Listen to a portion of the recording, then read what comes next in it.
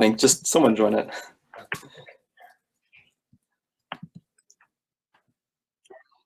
Hey, yep, we're good. How's it going?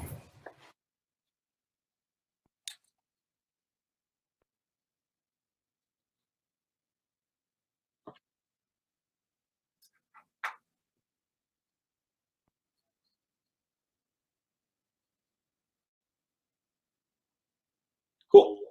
Okay, yeah, that's fine.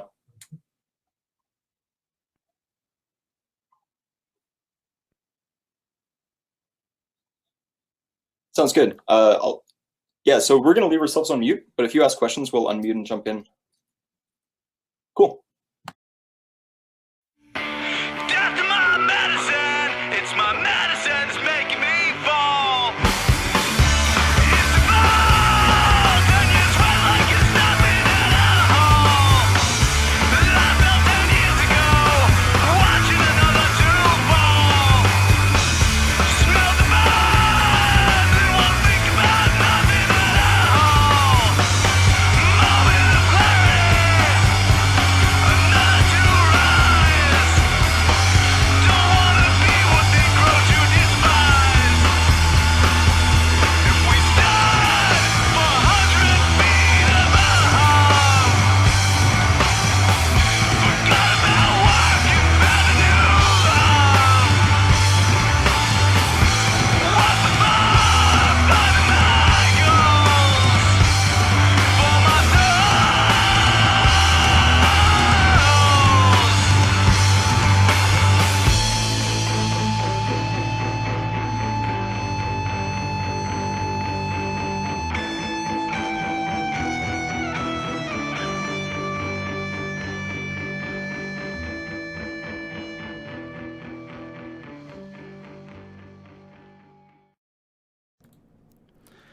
Okay, what's up, everybody?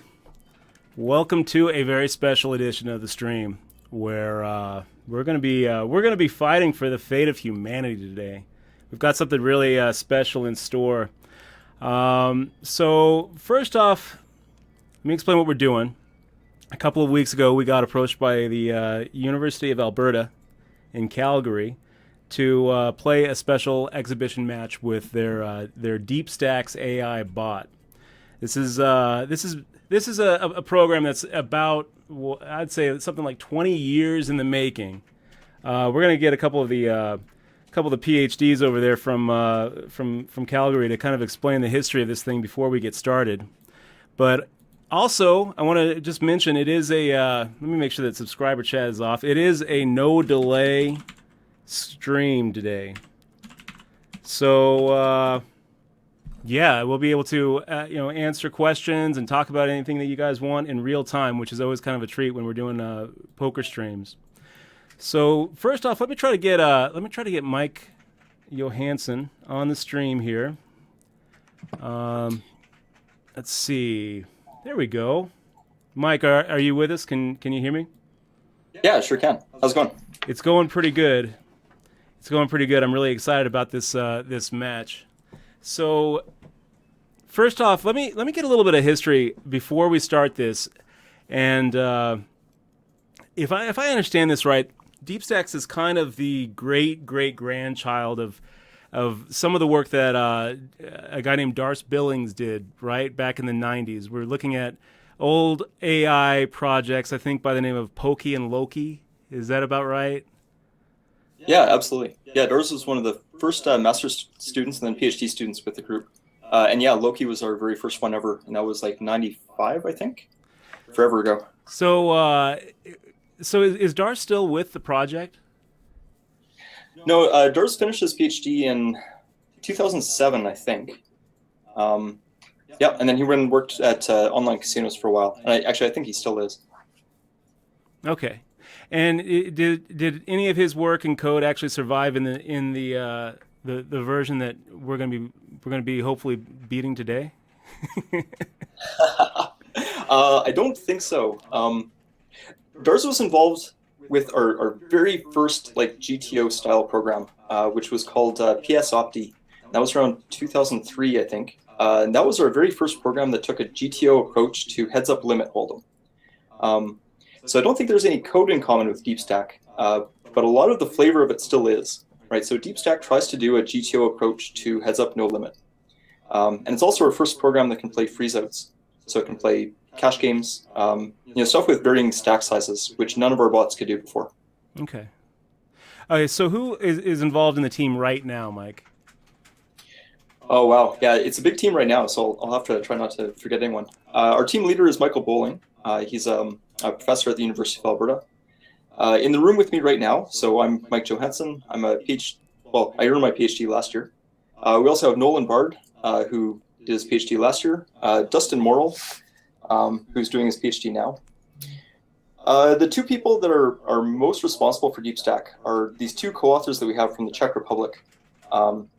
So Martin Schmid and Maciej Moravsik. They're both PhD students at Charles University in Prague. And how did you collaborate? Is this is there like a GitHub repository that we could like go check out if we were so inclined? Yeah, Deepstack itself, we don't have the code available. That one's just for us. We published a paper about Deepstack at the start of the month in Science. Actually, sorry, it was at the start of March, so it's been like 6 weeks now. And a couple of days ago, we released some example code for how to run Deepstack on a really tiny poker game, like a made-up game called Leduc Hold'em. So there is example code out there to see. We have the code and the paper on our webpage. It's deepstack.ai. Okay. That's a pretty cool extension. I didn't even know they had a .ai extension. Very cool. Yeah, I think that one's new. So when I was talking to my little brother about, when I think about like in my own circle who the best technologist is, it'd be my little brother Rob. I called him up a little bit earlier today to ask if he had any suggestions on how I could go about beating Deepstacks. And the first thing he said was, well, I would suggest to keep the matches pretty quick because you don't want Deepstacks, being able to learn your behavior and adjust. And I responded to that and I said, I'm pretty sure that they're trying to get Deepstacks at a GTO level, which it doesn't really respond at all to what I do. It's actually just trying to be unexploitable itself.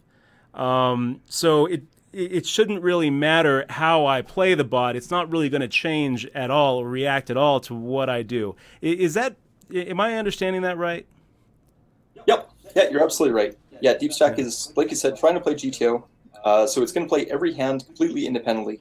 So it doesn't matter what you do on past hands. It has no memory. Also, yeah, no memory outside of like the one hand that's going on. And it's not learning from how it plays me. It's not learning from how from this match at all. It's just and its goal is not to beat me. Its goal is to be unbeatable itself. Exactly. Okay. Yeah. Yeah. It also doesn't pay attention to timing tells at all. So you can take as much time as you want on decisions, and it won't be able to tell the difference. Okay. So about that too, I want to talk about that. Let me. I'm actually going to put you in the bottom left of the screen here in the Twitch stream. I'm not sure if you're watching the Twitch stream over there, but we're going to put you in the bottom left. I'm gonna go ahead and put the bot up here, and you guys will see. I've been playing around with this thing for the last week or so. What we've got here, I've played it now 25 times, and it's beaten me 15 times. But I will say, like most of my early, the first 10 times I beat it, all I was doing was just shoving all in, every single hand, to just kind of get a sense for what it would actually call with. And what I found was that I feel like the deeper stacked we are, the higher that SPR, stack to pot ratio, is, the more exploitable I actually feel like this bot is. I think that what's going on here, and maybe you guys can kind of give me what you guys think here. But it seems to me like what's going on is if I understand how Deepstack it developed and where it is right now, is it probably had some sort of recursive machine learning process going on. And it like if I was going to develop something like this, I think that I would probably start by letting it learn how to play with as few options as I could design. So you'd start with, say, one big blind each in a no limit hold'em set, heads up set, and have it play itself and figure out, oh, well, I can't really fold anything. And once it figures that out, maybe expand to 2 big blinds and 3 big blinds. And it seems like the more blinds you give it, the bigger the set is of the game that you're actually trying to solve at a GTO level. So from my experience with Deepstack so far, what I have found is that once it gets down to short stacks, it plays remarkably well. And I feel like that would make sense because short stacks, when you have 10 big blinds or 20 big blinds in front of you, that's a much smaller set of different moves and different options and different possibilities. It's a smaller decision tree than if you have 200 big blinds deep. And so if there's a way to beat the bot, it would seem to me like the way to beat it, the way to actually find an edge would be when the stacks were really, really deep, not when they're short. Do you guys have any thoughts on kind of that approach to it? I think you're probably right. The way the bot was developed is actually kind of the opposite, though. So the bot actually started off playing a 200 big blind deep fixed stacks. Like that's what it was first trained to play on, where we'd reset the stack to 200 after every single game. So that's where all of its training took place, was in that like 200 big blind deep, and nothing at all on smaller stacks. When it's in a smaller stack scenario, it still uses some of what it learned about playing 200 deep in order to figure out how much value it expects to get on certain flops and certain turns. The reason I think you're right about where the gap is, though, is that when the stacks are really small, it's able to just unroll all the betting options it has in that round and figure out what actions it should take. And so when the stacks are tiny, it's going to get those decisions pretty much exactly right. And it is going to be when the stacks are deep and it has more options and it can't consider all of them that it'll have an exploitable gap.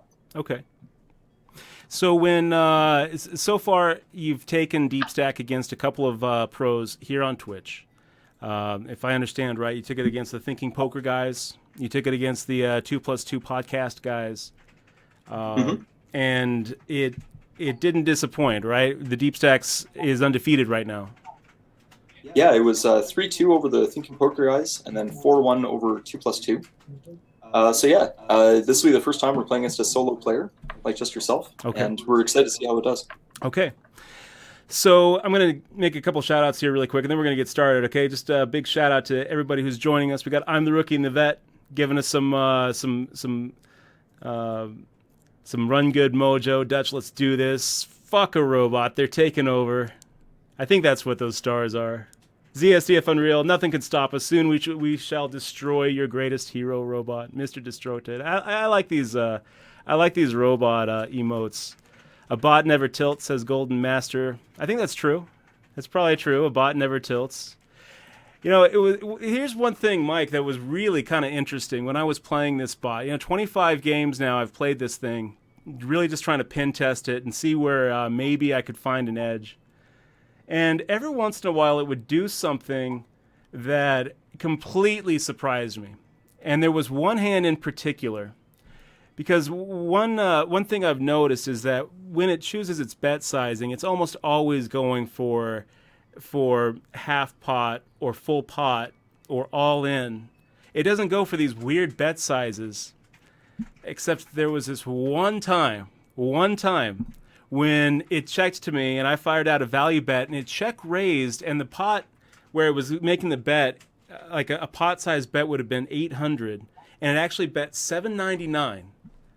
And I was like, what is going on there? Like this is the kind of thing that you would kind of expect a player, like a human player, to do, to try to Jedi mind trick you into either making a call or making a fold. But the Deepstack AI bot is not doing that. I know it's not trying to trick me. Somehow, whatever learning algorithm and whatever way it comes up to decide what to do in these spots, somehow it came up with an odd betting amount, and that really kind of just threw me. I was like, it's the kind of behavior that I bet that you guys see all the time and are thinking, Where did that even come from?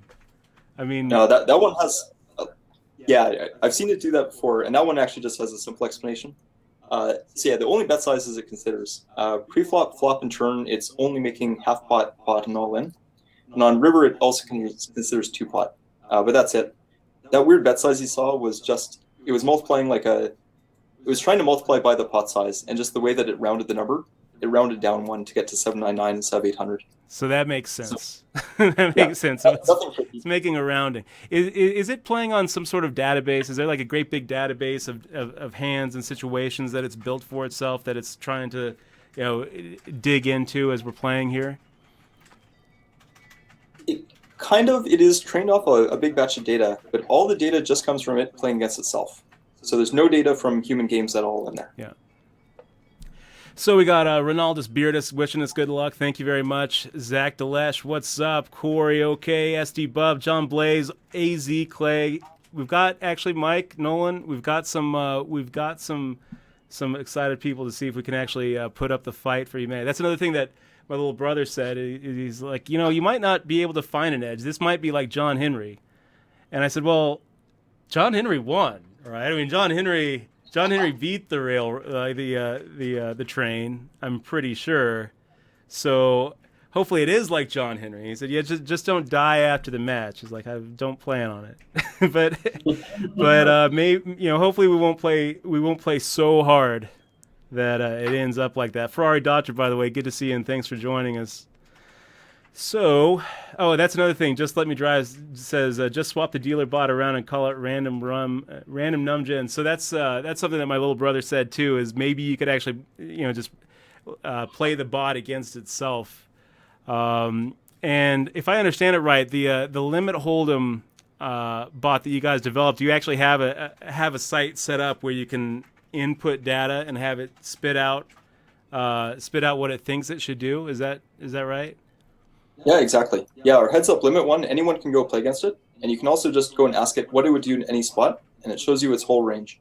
That's pretty cool. So it's going to be a mixed strategy here, right? Where it's going to some percentage of the time make some moves with certain hands, but I got to think that in that range, there's going to be certain hands that it will just never take an option. Like for example, pocket aces is never going to fold pre-flop. I hope.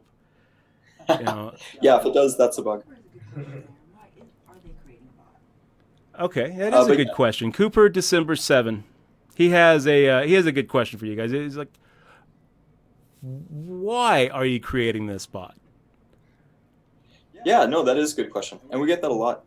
The real reason is that we're all researchers of AI and computing science.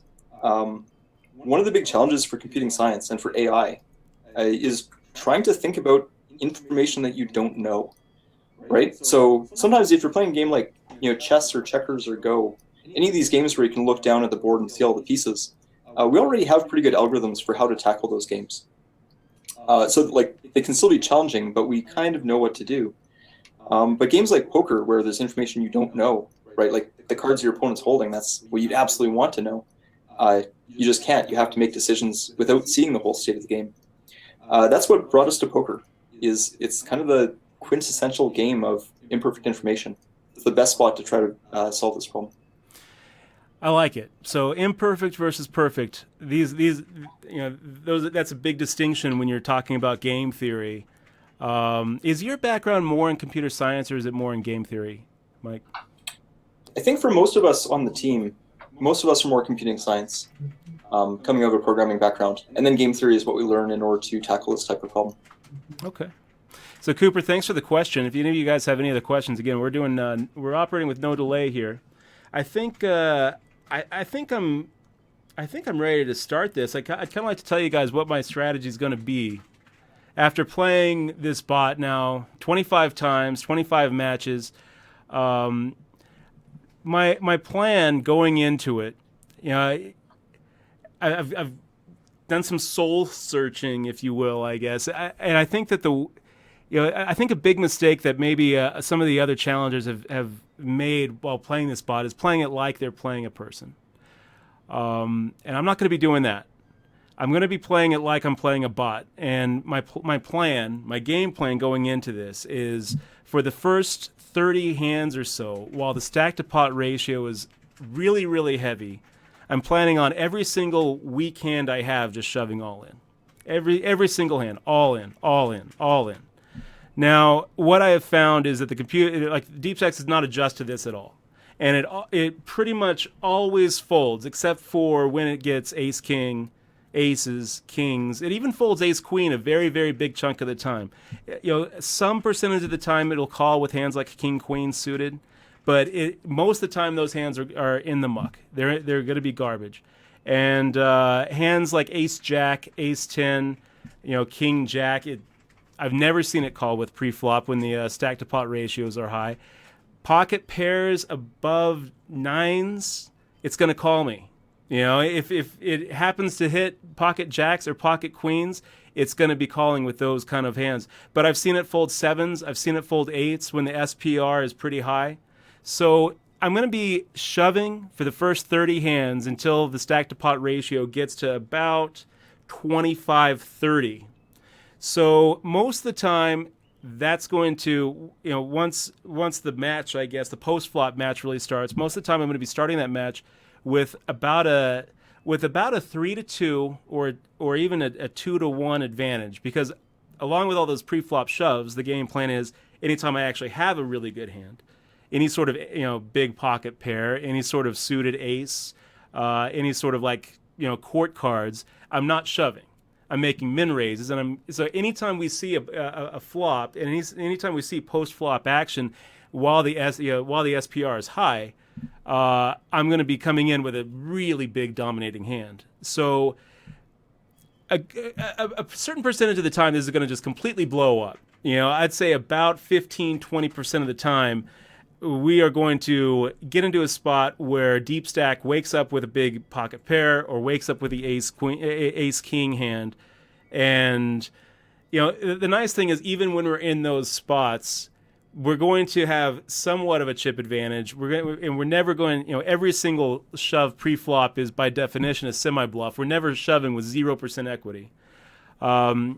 So even in those, even in about the 20%, 15% of the time when, Deepstacks wakes up with a hand to call with, well, some of those times we still win, but hopefully we won't have to worry about that. Hopefully we'll get to about hand 31 when the SPR starts to get lower, where Deepstacks actually does make calls with, the court cards and any sort of ace, and that's when we're going to be starting to play post flop.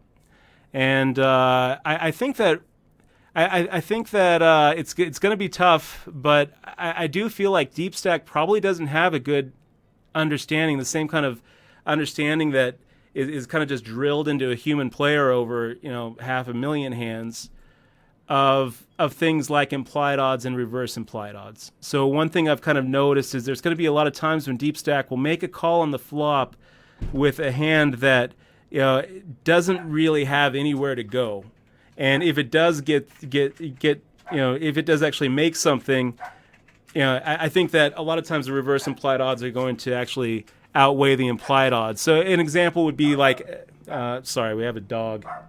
An example would be like if I have ace jack, and he's got king 3, and the flop comes out ace 2-2. You can trick Deepstacks into making a call. You can make a min bet, and a lot of times it's going to make a call with that hand, thinking that it's got some sort of implied odds that really aren't there. And a lot of sometimes it'll actually, if you're playing a real person, sometimes king high actually does have showdown value. And I'm not saying that Deepstack is thinking in those terms, because I don't think it's really thinking at all. It's just trying to come up with like an unexploitable, maneuver set basically. But what I've also found is that Deepstack is much more inclined, I think, to make things like check raise bluffs on the river, and so you can kind of set it up for those kind of check raise bluffs. I think any sort of time when I'm not too happy about my hand and it does have some showdown value, I'm not going to be making a lot of really thin river bets on the river, like value bets on the river. But anytime where I have a really, a pretty decent hand where I wouldn't mind like an 8 high making a check raise bluff. We're always going to give deep stacks the opportunity to do that. So I think that those are the ways that I'm hoping that we can kind of find a way to exploit this. It's pre-flop play when we're really deep stacked and it has an SPR of a really high range, and post-flop play once it starts getting kind of lower. That's the plan. Anyway, I think we'll see how it goes. The first 10 matches, all I was doing was just shoving and shoving and shoving, and it just wouldn't call me until it got down to about 14,000, 13,000, and the SPR, the stack to pot ratio, got to be about 15 to 25 range, and then it does a pretty good job at making sure that it doesn't get run over. But that obviously would not work for any human. If you actually tried this with any human and you were just shoving, and then just turning over 8 high, and then you make a min raise and turn over aces, the human is going to adjust. So we'll see how it works. You have any thoughts on that, Mike? Do you think will it work? No, it sounds like you have a plan. We've got a plan. Yep. Okay, so I'm going to go ahead and I think I have to log in here. We have a new login for the real match here. So let me do that, and I'm going to put the break screen on while I do this because I don't want everyone to see the login info. We'll be right back, guys.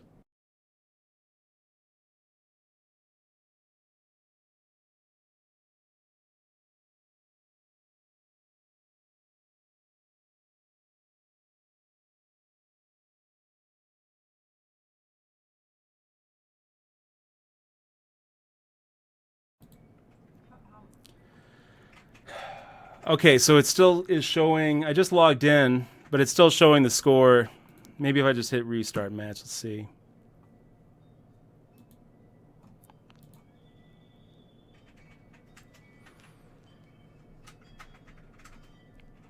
Yeah, it would show.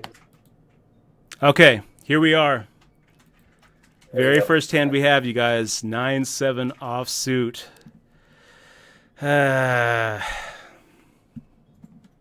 All in. This is the plan.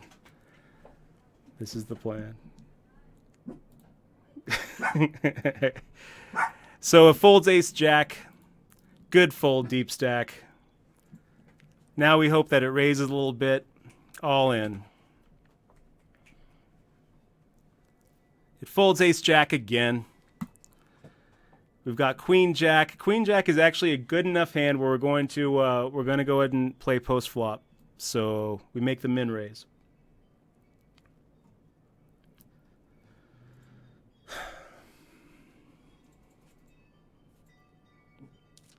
Pretty good flop for queen jack, you guys. King jack 10. Fires out a check. We are going for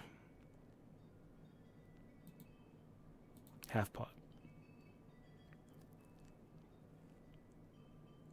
Got the straight.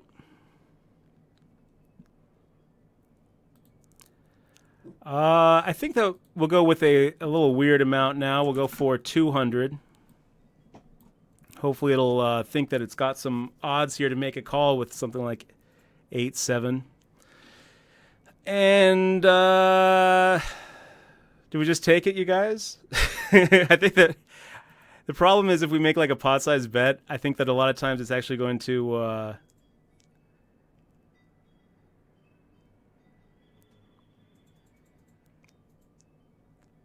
what does it do? Makes the fold. So we make the shove. It makes the fold with the king. Looks like it was actually ahead on that flop.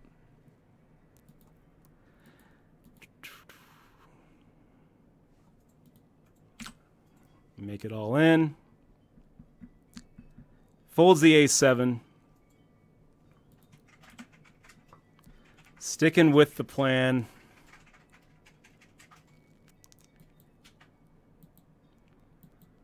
And when it's so funny because it's like it makes these like long thoughts when I'm sitting here with 4 high, And I actually really get nervous. I'm like, come on, I'm rooting for the fold, you know? I'm like, oh gosh.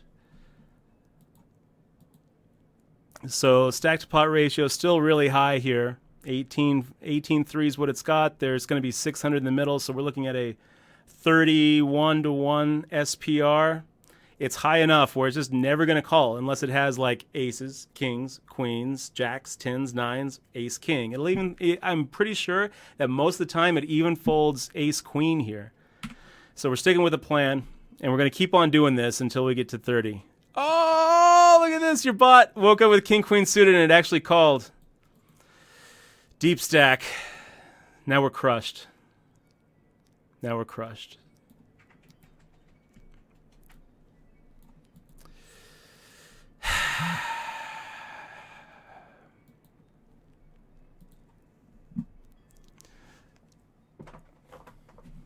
So we get the pocket. We get the top pair.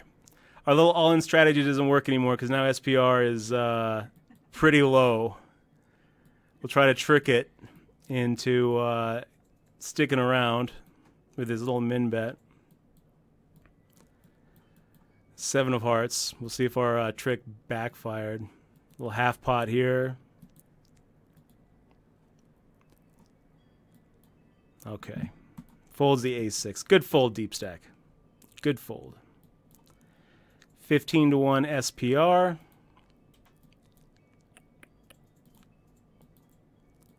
Six high.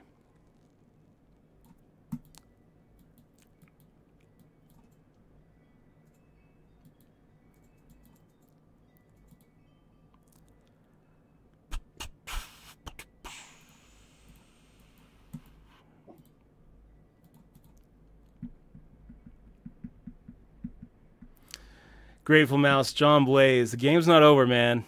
The game is not over. We still have a lot of big blinds in front of us. Also, we're playing a best of 5. Keep in mind, it's a race to whoever can win 3 first.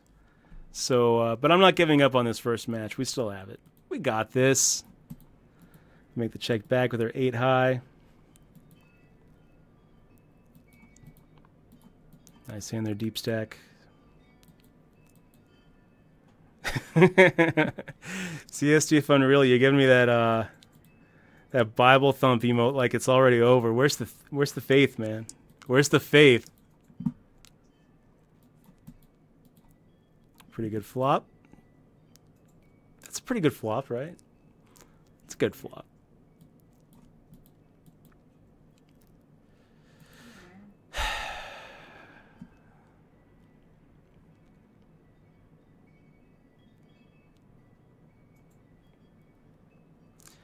So if we make the shove here, we're going to be firing out 2,200 into 1,200. About a 2x pot. I just wonder if it ever folds a pair of 6s or a pair of 5s. I'm not sure. I'm not thinking about calling here because, you know, I think that we have the best hand, but it's still pretty vulnerable. I just wonder if it ever folds a 6. Okay, we'll make the shove.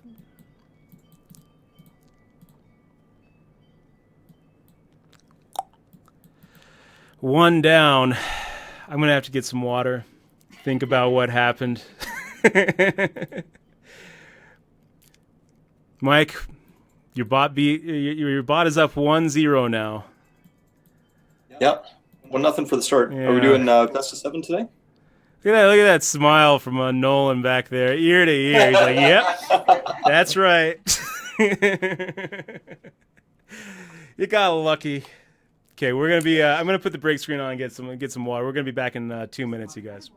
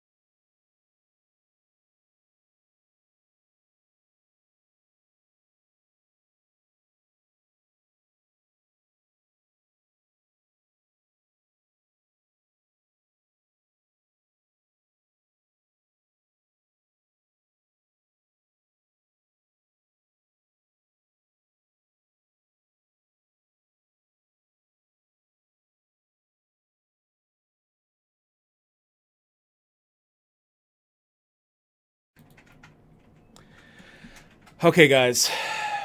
Mike, you have any thoughts on that match? You got any advice? I'm fighting for you here too. You know, we're playing. You're still on our side, even though you're helping the robots here. You still are have a vested interest in us winning. That's true. Yeah, we're on Team Humanity.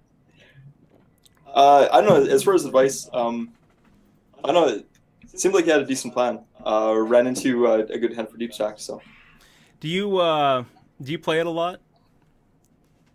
actually, not at all. Out of the whole team of us, there's like 12 people on the team, I think, and just about all of us come from a programming background. And I think there's only two guys on the team right now that play at all, and even they don't play against Deepstack much. Yeah. So yeah, I guess Deepstack doesn't really have a lot of practice playing humans, then, huh? Just we're looking at maybe 12 guys in the world who've had an opportunity to play the bot. Yeah, when we wrote our paper back in March, we played. Okay, so in November we played against a group of 33 pros, but that was all just 200 big blind deep, so not the freezouts you're playing. We beat them pretty soundly, and then since then, yeah, it's been you and the two guys from each of the last two matches. Yeah. And it might be that you guys have actually done it. You know, it might be that there is not an edge for humans to find here. You know, like how I actually think there probably is. So we've like before Heads Up No Limit, we were looking at Heads Up Limit for a long time, and in 2007 we beat human pros for the first time. Sorry, 2008 we beat pros for the first time. We lost in 2007 against Phil Locke. In 2008 we beat a team led by Matt Rolenko, and at the time like Matt Rolenko was like the end boss for Heads Up Limit. But around 2011 we wrote a program that lets us measure the worst case loss for our programs, like how far they are from equilibrium, how far from GTO. And the program that beat Matt Rolenko was massively exploitable. Like it was beatable for almost 12 big blinds per 100, right? So a pretty big gap. And it wasn't until 2015 that we finally solved it. So I think the same thing's going on in Heads Up No Limit. I think there's probably still plenty to win against Deepstack. We're hoping it might be better than human pros now, but it's probably still a long ways away from equilibrium. Okay. So it's kind of weird to me that you would be able to actually write a program to test for GTO before you knew what GTO was. How is that? Yeah, writing the program to test GTO is a lot easier. All you have to do to test GTO is you come up with a perfect nemesis strategy for beating a program, and you measure how much money that nemesis program wins. And calculating the nemesis is pretty easy. Like you only have to look at every decision once. So you just kind of like brute force, look through all the spots, figure out how to respond. That's it. Actually, calculating the GTO strategy is a lot harder because you have to think of for every way you could play, like what does the nemesis beat it for, and you're trying to minimize that loss. So that was a ton more work. Interesting. It was actually the difference between 75 days of computation to get the nemesis versus 1,000 years of computation for the GTO. Do you guys have your own cluster there at the University of Alberta, or are you using like Amazon?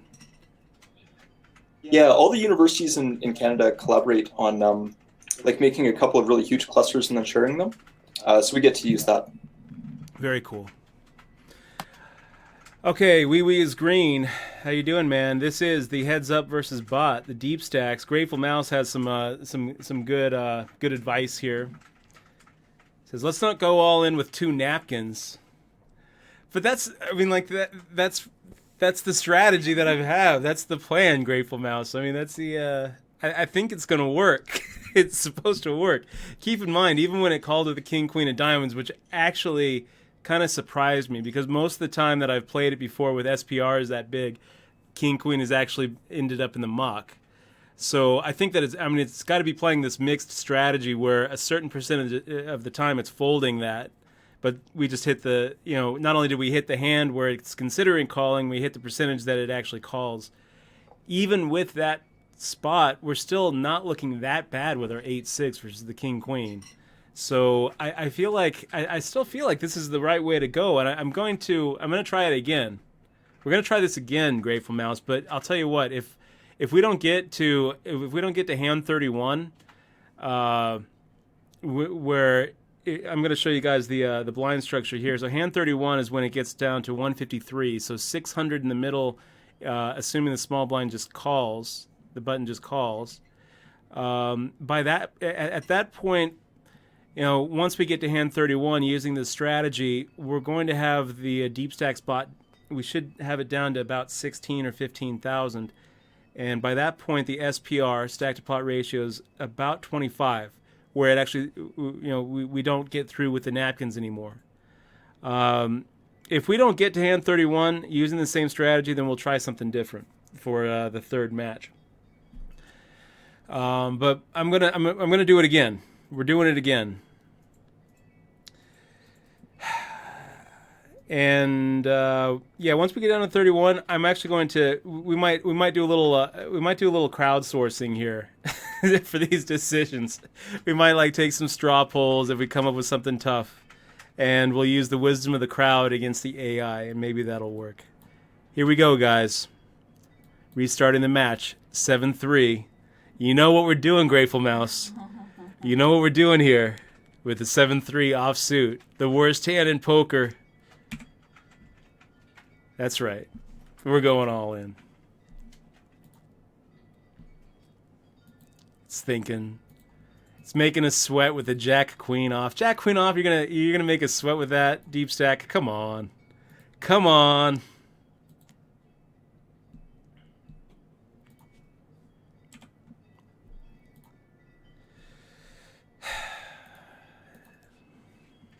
It works until it doesn't.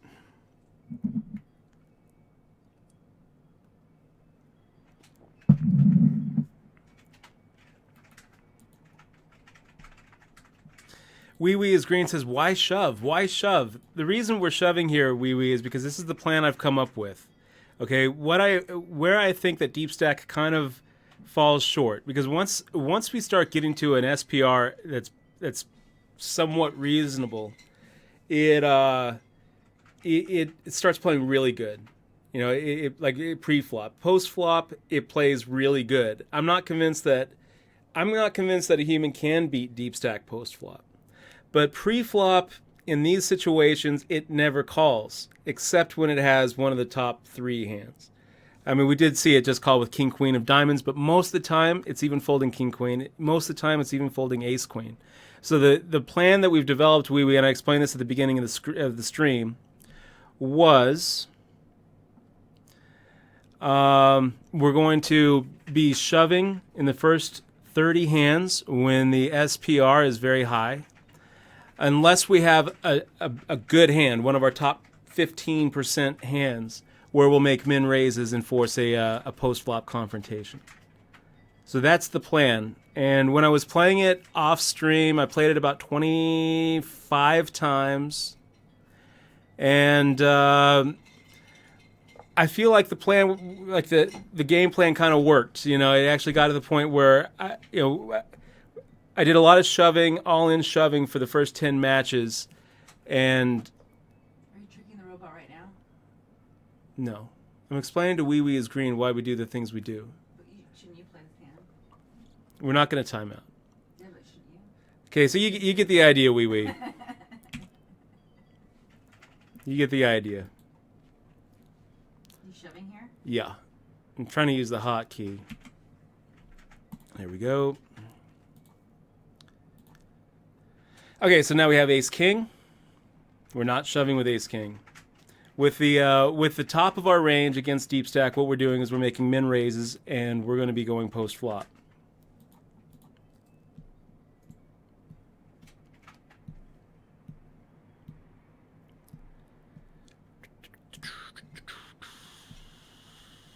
Completely whiff it.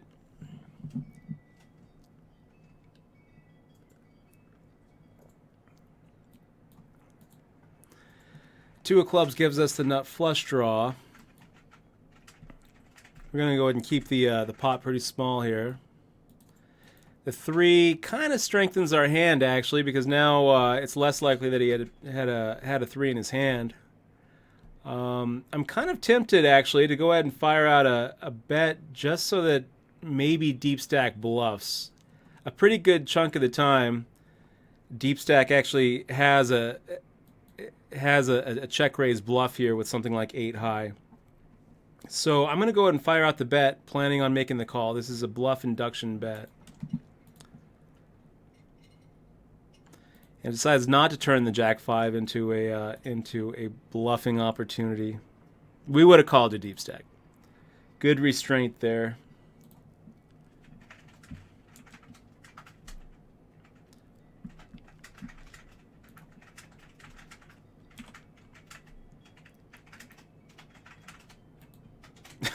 Cooper, December 7th. Are you guys? Hey, Mike, are you guys seeing the Twitch chat? Yeah, we are. So that would be pretty epic. It'd be the kind of thing that you could see like movies being made about a couple PhD students in Canada coming up with the plan. Just stream sniping everybody and then like selling the thing. Okay, so Jack 9 off. We got through.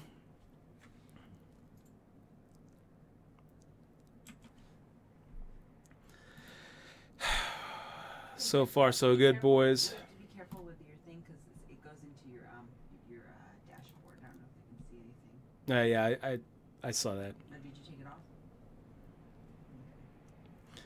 So pocket nines Are you is shoving here? well, no, we didn't shove pre-flop because pocket nines is actually at the top of our range. So we actually want to be going into flop situations where we have way the best of it.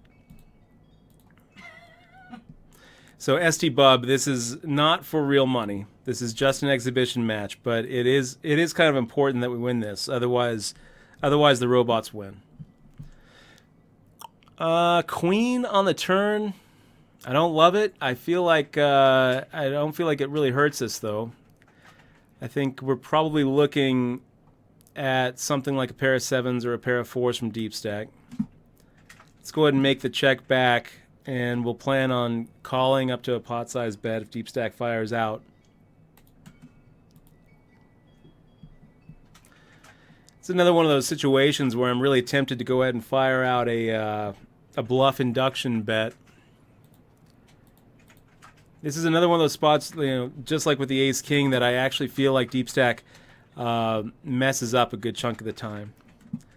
So I think that we're going to do this. We fire out 200 into 800 and hope that we trigger its bluffing algorithm to look down at a hand like 9-5 or 5-2 and make a bluff. Or King 9. That would like that perfect opportunity for it to bluff there.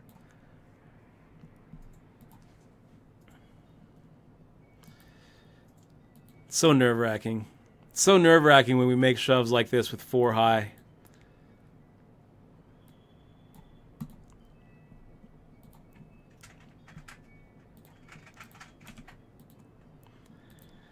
We've got the Doyle.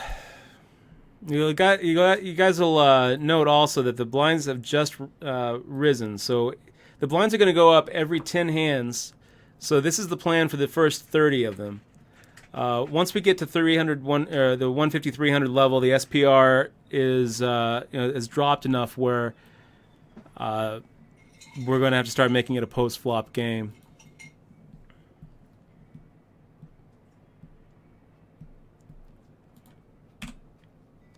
Sticking with the plan.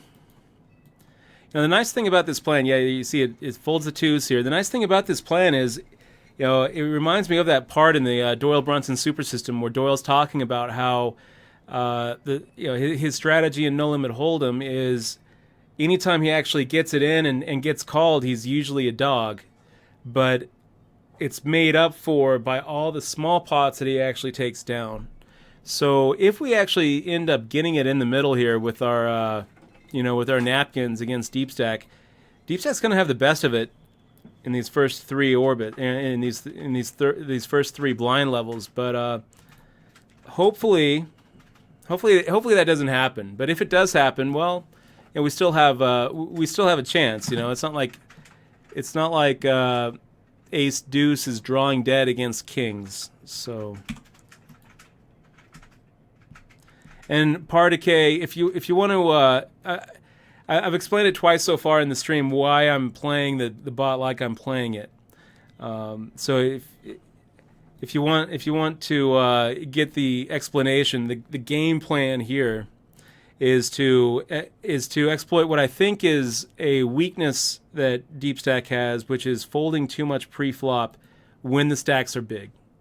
So that's what we're doing here. So it's going to be 900, which means Deepstack is going to have.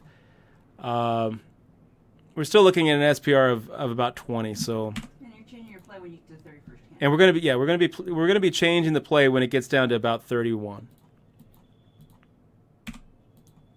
And we're also not shoving with our big hands. We're going to go ahead and let Deepstack see flops when we have monster hands, nines plus, you know, any two court cards. But we're sticking to the plan, even though it feels really sick to be shoving with 6 high against a pre-flop open. I mean, it just doesn't. It just doesn't call. Normally. I would never do this. Like you can't, that's the thing. That's the thing is when I'm playing this. This is a bot. And I feel like a big problem that people have run into playing Deepstack so far. I've watched the matches. I've read their post-mortems. You know, basically afterwards. And I think that a big problem that the other teams have had was they played it like they would play a person. We're not playing this like we would play a person. I mean, look at this, what we're doing here, Party Q. We're not shoving with ace-8 of diamonds. We're min-raising. Could you imagine if we kept on shoving and shoving and shoving and shoving, and then we min-raise against a human?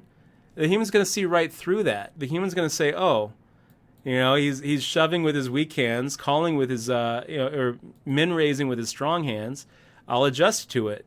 How would you adjust to it? Well, if someone's shoving all in pre-flop every single hand, eventually you pick a hand that figures to have a random hand dominated, and you make the call. You take the 62%. You know, that's how you adjust. Deepstacks doesn't do that. Instead, Deepstacks is going for a GTO level play and using his hand in a vacuum and saying, okay, well, it's not right to ever call this much, you know, unless you have a huge hand. And it makes sense. You know, if we were playing 2 billion blinds deep, you know, Deepstack would only be calling probably with aces, you know. So, and it would be wrong to shove, you know, that much because you get to a certain point where, you know, the amount that you're picking up just isn't worth what you're risking. But I think that this is the way that we're going to beat it.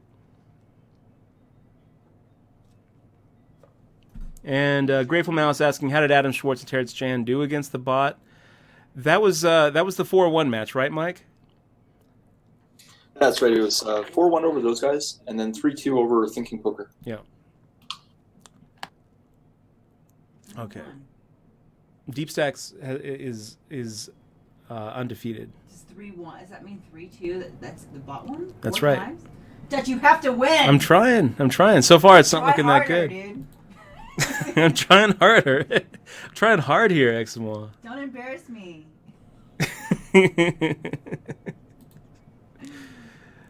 All right, so the bot Oh my god. makes the Oh call. God. Now it's checking. Oh my god. I know. Oh god. Oh god. Oh, Oh God. god.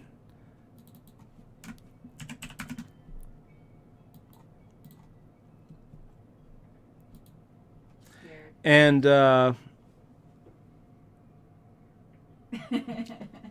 I can't read that. Is that hit slot?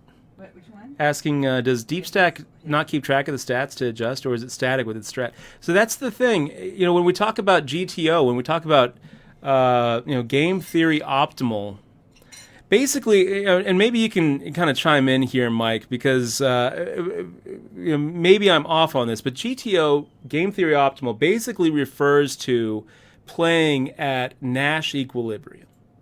And this idea of Nash equilibrium, it's kind of interesting, and I would like to actually hear your take on this, Mike, as a academic, because in poker, When people are talking about game theory in poker, they love John Nash. They love talking about John Nash, and I suspect that it has more to do with Russell Crowe than it has to do with his actual contribution to the field of game theory. Because if I understand it right, when John Nash came up with his idea of Nash equilibrium, and he presented it to basically the grandfather of game theory, which wrote that Game Theory and Economic Behavior.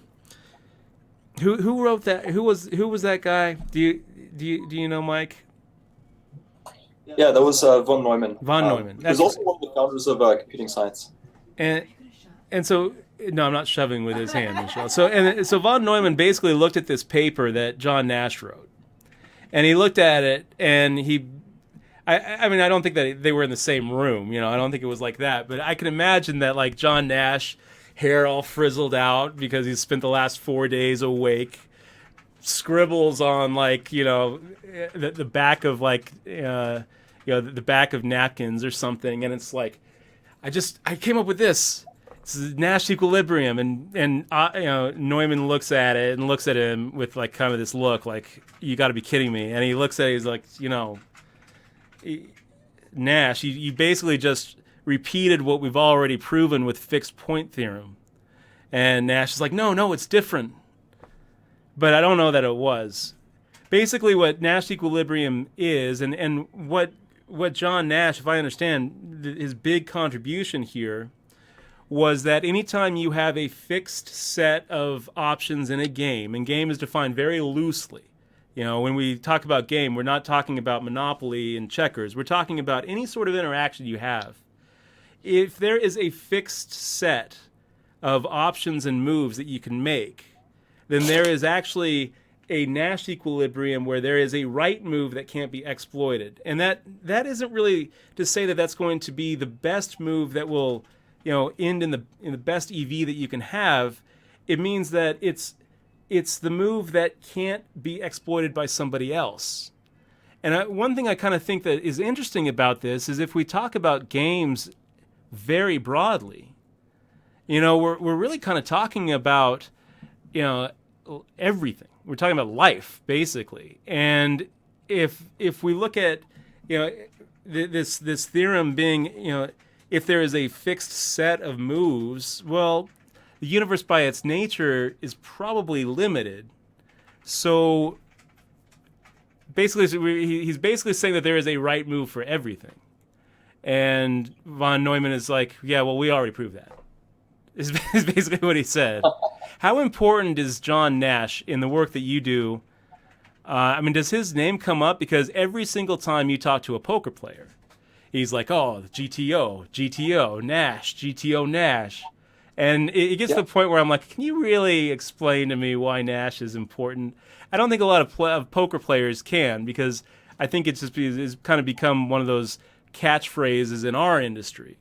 I'm wondering if maybe we give him a little bit more credit than someone in your industry would. No, I think we give him just as much credit. I think his name is in probably every paper we've ever written. Like he won the Nobel Prize for it, right? It was big. And when it comes to poker, I think there is a lot of confusion about what GTO means, like what we would call Nash equilibrium, and exactly where it is and isn't useful. This is something we talked about with the Thinking Poker guys on their podcast last week. Because just about every time I go online, I'm reading a forum, and someone's like, even on 2+2, even where people should know better, talking about GTO. A lot of the time, people don't get the details right, and some of the details are important. Okay, so what does GTO actually mean? Like, what does Nash equilibrium mean? Nash equilibrium is a strategy for everyone at the table, set up so that nobody can make a unilateral change, meaning they're the only ones to change their strategy in order to improve their winnings. So this is kind of a funny thing in a multiplayer game. In a two-player game, it's really important. If you're playing heads up, like you're playing heads up now, if you can compute a Nash equilibrium, then that means your opponent is just screwed. It means there's nothing your opponent can do in order to win. That like the worst you can do by using a Nash equilibrium is tie. And if your opponent makes mistakes, like everyone does eventually, then the equilibrium wins in the long run. It's not quite as important in a multiplayer game. As soon as you have more than one opponent, and both of them are changing their strategies, like they can gang up on you, they can collude against you if they want to, but they could even just have strategies without intending to collude that happen to exploit you, even if you are playing in Nash equilibrium. So it's really just heads up where it's really important. But in heads up games, it's massively important. Okay, that's really useful. Was there anything I said about GTO and Nash equilibrium that sounded wrong? Actually, no, I think you got it right. Okay. It's yep. Fixed point theorem means that at least one always exists, no matter how many players, no matter if it's zero sum or non-zero sum.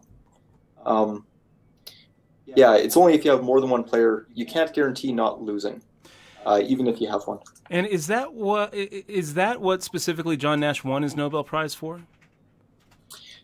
If I'm remembering right, yeah, I think John Nash's advance over what was before was proving that they always exist, regardless of how many players, regardless of if it's zero sum or not. Whereas up until then, I think it was only really proven for two-player zero sum. Okay. Okay, so let's go ahead and try to induce a bluff here.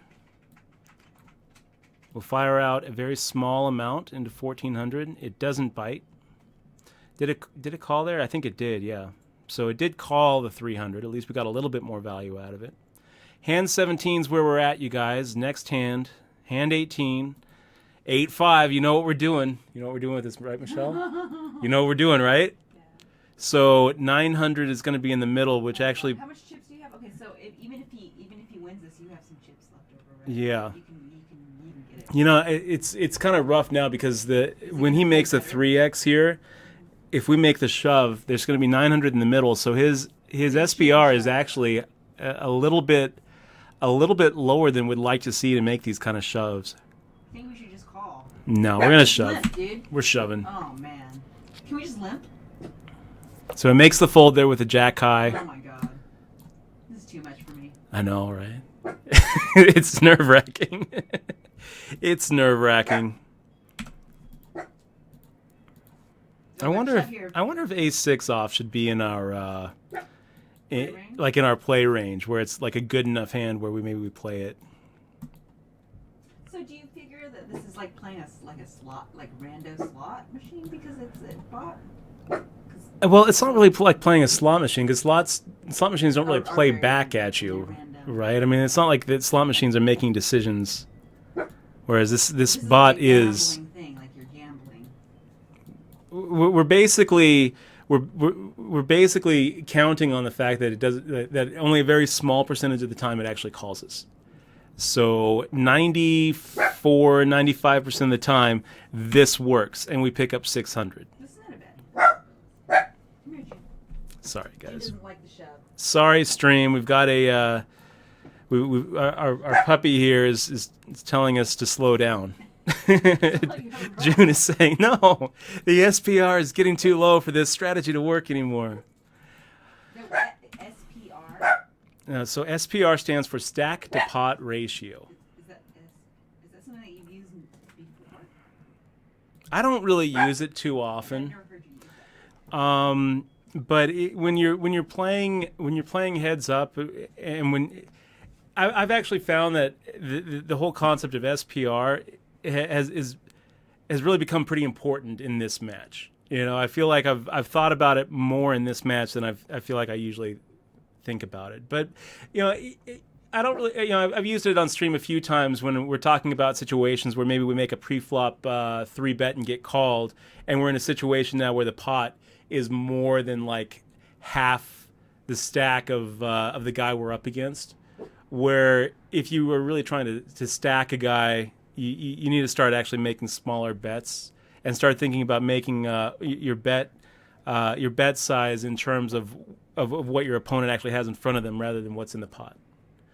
So, but basically when I'm thinking in terms of like what I should be shoving with and what I expect Deepstack to call with, when the SPR is is pretty high. When we're looking at, like right here, 1200. So he's got, less than 15 times the pot that we're trying to steal.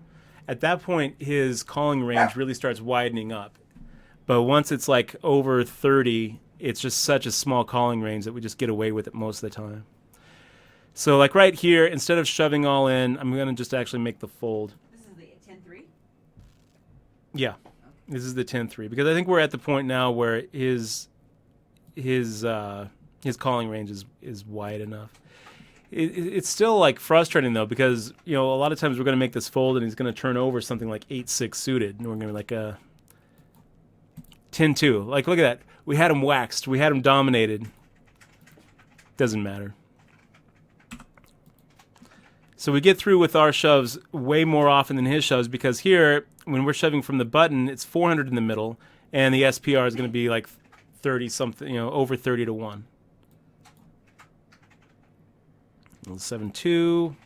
If he makes the limp, we can make the shove. If he makes a raise, yeah, we can still make the shove. So there's 800 here in the middle. We're looking at a pretty big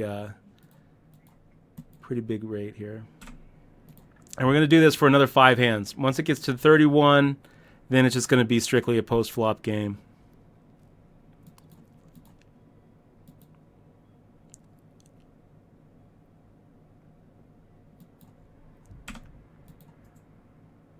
It does sometimes limp with big hands, by the way, guys. I've seen it limp with like ace king, ace queen, and then calls, and we're like, gosh, how do you limp with that? Stupid robot. See,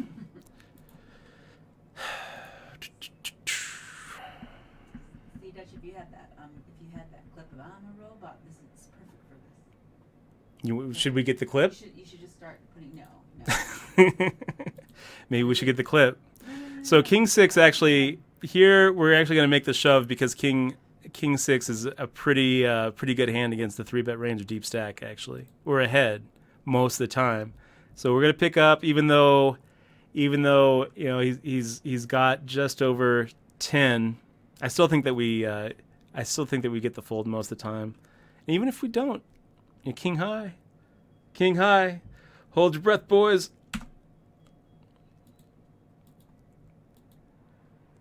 We had him waxed. 2 more hands of this.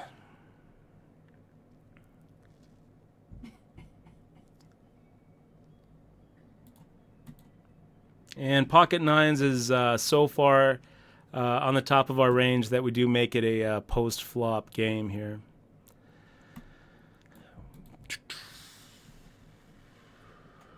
Double zero. I'm assuming Dutch thinks Deepstack has massive leaks. So 00, I think you assume too much. You know what they say about assumptions. So I actually don't think that Deepstack has massive leaks. If I was going to be putting money on this match, I would actually have put it on Deepstack. And I've said that a few times now. Having played it, it plays really good. And the fact that it's already beaten the Thinking Poker guys and the 2+2 guys, I'm not saying that those guys are better than me, but there each time it was 2 of them together, and 2 heads are always better than 1, right? What do you guys think? Oh, there was a previous post that he put first, I suppose. I didn't see the previous post. Okay, here it is. Hey, can the Deepstack guys please talk about this? Oh, okay. So I guess this one's for you guys. Given that AI preflop is the simplest part to get solutions for, and the game tree gets more complicated down the streets and even more complicated with multiple bet sizings, what do you think about Dutch's strategy? Is it a case of it will work until it doesn't, as Dutch said, but in the long run it won't? What do you guys think about my strategy? Yeah, we were talking about that question here while you were playing. It's not clear whether it's going to be playing better when it's deep or playing when it's shallow stacks. On the one hand, it was like all of its training when it learned how to play and learned how to estimate values of hands. That was all at the 200 deep. But 200 deep is also where the betting is most complicated, right? And so it's not able to go solve those spots exactly. Everything from the turn onward, it solves exactly. Like, so all possible hands, all possible cards. Sorry, not quite exactly. It can't do all the betting, but it gets the cards exactly right from the turn onwards. Pre-flop is where it has to rely the most on kind of its intuition about what hands are worth. So that's where it's going to be weakest for card knowledge. Yeah, I don't know. I don't think it's a bad style of play what you're trying. I mean, it's obviously high variance, right? Like, it'll work really well or it'll work really badly, and not much in between. So I like what you just said about that. So the talking about how the turn and you know, once you look at the flop, it's actually the game tree actually doesn't get bigger. It gets much smaller. The game tree is the biggest when it's pre-flop. You know, so I think that's where we're kind of coming up with a division here, 00, is because it's actually not simplest pre-flop. When you're pre-flop, that's when all the possibilities actually exist. There's, you know, how many? I think it's something like something like 10 million different boards, right? Combinations of 5 cards. And then when you start factoring in all the different combinations of 2 different hole cards, the number starts getting really big as to all the different possibilities of what I could have, what you could have, and what the board will run out as. When you look at the flop, now it starts getting much smaller, where, you know, you're up against 2 random hole cards of 47, you know, times basically 2 out of 47 times 1 out of 46. And then you basically, you know, have the same kind of combinatorial math for the turn in the river. So you're looking at somewhere, I think we're probably looking at, you know, about 1,000 different combinations that your opponent could have, and probably about that same amount as to how many turns and river combinations there are, right? So there, you know, on the flop, you're probably looking at 1 million different combinations in the whole decision tree, and then trying to weight every single one of them. Pre-flop, you're looking at, you're probably looking at if you got 10 million different board states, and you multiply that by 1,000 something hand combinations that you could have, plus the hand combinations that your opponent could have, you're probably looking at about a million times 10 million. If my math is right, like, I'm just kind of mental math here, but 1 million times 10 million, I don't even know what that number is. But I think we're looking at the trillions, the trillions as far as combinations go, as opposed to 1 million combinations of, you know, when you're on the flop. So I think that's where maybe the confusion is there, 00. The biggest game tree is not pre-flop. The simplest thing to solve is not pre-flop. That's actually the toughest. The simplest is actually when you're on the river, you know, and there are no more board cards to come up with. And now what you're trying to solve is what percentage of the time, you know, given these hands, do I value bet? What percentage of the time do I check raise with a bluff? What percentage do I bluff, and what percentage do I check raise as value? Which I think that, you know, and then you do the reverse if you're in position. I think that sums it up. Any thoughts on that, Maya? That pretty much, are we on the same page? Yeah, I think you've got it right. All right. You know what's kind of interesting too, 00, is when we're talking about, you know, 1 million times 10 million as far as all the different board states and hand state combinations that there are in the pre-flop, we're not even really factoring in all of the different types of betting there can be too, because all the different types of betting that you can come up with, that kind of adds to the decision tree, doesn't it? Am I wrong there, Mike? Is that? No, you're absolutely right. Yeah. And yeah, for a long time, that was the biggest challenge for making bots for playing no limit. I mean, limit was much easier for a long time. And for no limit, up until Deepstack, a lot of these programs were vulnerable to like stupid bet sizing tricks. Like, you could do something like an 11 pot bet, and the bot would think you've gone all in, and it would, you know, call really badly. or min bets would trick them. Deep Stack is finally our first one that isn't vulnerable to stupid bet sizing tricks. But even just all the ways the betting could go is still really huge. Okay, well let's see if we can trick it with the stupid bet size right here. Let's go with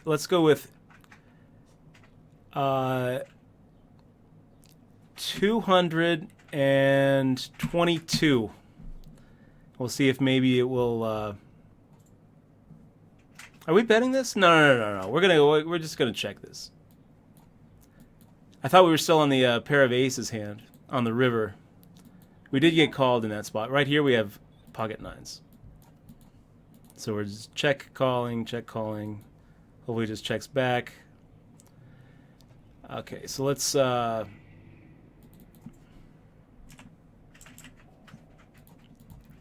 out 222. And I think it made the fold, yeah. Okay, so now we're finally at the point where we're going to change strategies. Instead of making it all in, we are going to go ahead and see.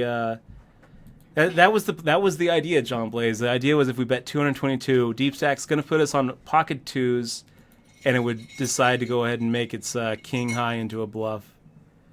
So now we're just going to go to our normal, post flop game here against Deep Stack. The stack sizes are such now where if we look at Deep Stack and we look at us, we've got them covered by more than 2-1. But if we were to make a shove here, it's going to be 600 versus his 12,000 in front of him. It's getting below that SPR of 25 that I really think that he makes the nitty bad folds. So we're just going to go ahead and make normal raises and try to take him post flop at this point. Hopefully we're going to be evening this up. It looks pretty good. This match is going the way that we had planned. So 4, 5, 6, not the flop I'm looking for. We still have some outs here. We could be ahead. I don't think that Deep Stack really folds a lot of his range. Because I think that it looks at hands like, like Jack 9 as still having a pretty decent chunk of equity here. And I'm kind of worried about making a bet. It actually might induce a bluff on this one. Okay, we're gonna go ahead and bet anyway. June's yelling bet, so here we go. Half pot with our overcards and our gut shot straight. Deep Stack makes the call. Doesn't mean that we're behind here. Now it's making the check.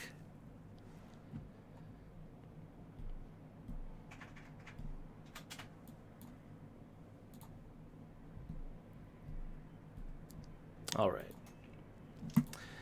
Nice hand, Deep Stack. 7-4 for the win.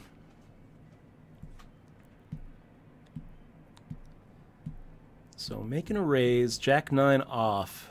Let's go and just make the call. We don't get any help with the flop. We do have that gut shot straight draw again.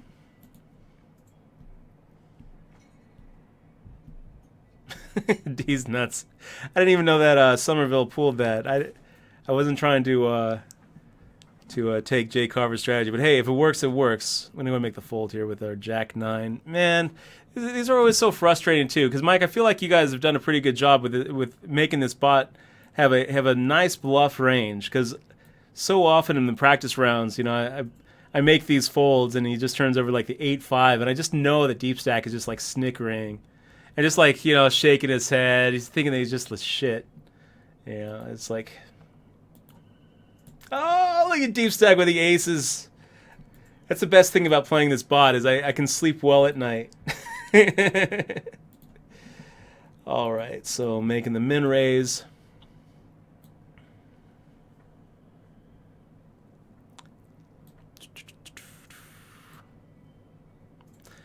That is a pretty good flop for 7-5 of clubs.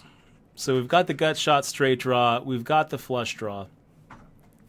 Let's go and fire out the half pot bet.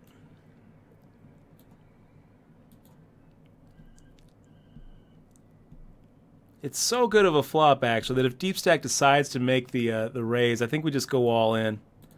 And actually a pretty good chunk of the time we just pick it up, I think. So yeah, so it's basically firing out a pot-sized check raise here. Even in situations where it has a hand, I think most of the time we're just going to be ahead. So I'm going to make the shove. If Deepstack makes the fold, I'm fine with that too, because at this point the pot's going to be big enough. I mean, it's going to be 7,200 in there. He's only got 10,700 in front of him.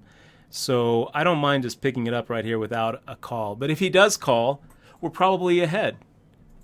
I keep on saying he, like Deepstack's a he. Internally, do you guys use he or she?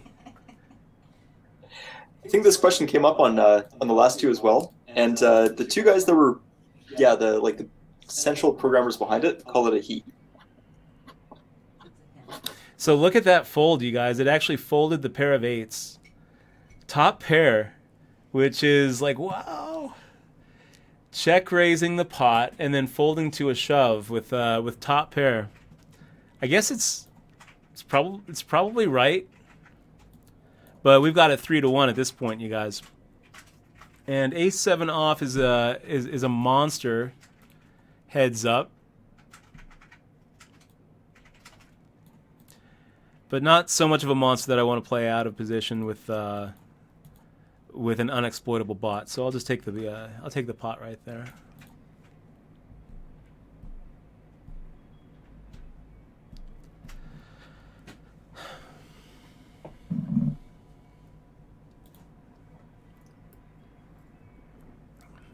One thing that I've noticed that I think Deepstack gets right is it just never folds buttons in these heads-up matches. When it's when it will fold if you raise to it, but I don't think in the 25, 26 matches now that I've played it, I've ever seen it just open fold a button. Maybe I'm wrong here, but I just don't think it happens. Have you guys noticed that as well? I mean, have you guys seen it just open fold buttons? I don't think I've seen it do that. I don't think Not that I remember. I just don't think it does. Which, for a long time, poker players have pretty much been on the same page here that you just need to play all of your buttons, because there's just so much value in having position that it's a mistake to fold on the button when your head's up and deep stacked. It's kind of interesting because anytime I'm in a heads up spot in a tournament where we finally get down to that point, I'll say that when we have an opponent that folds a couple of buttons, I'm like, okay, this guy, we're going to be able to wipe the floor with him, and then I usually come in second. But it's kind of nice to see an AI program that's been trying to play GTO actually come up to that same conclusion. And it's actually kind of a little mind trick that I'll use is very early on in a heads-up match against a human, I'll go ahead and make a fold pre-flop, just to kind of signal to them that that's okay for you to do as well. And usually that turns out to pay off. Let's go and make the call here with the 5-6 of clubs, Queen Jack 3, so we completely whiff it. We've got 6 high, and it's just going to be a check fold.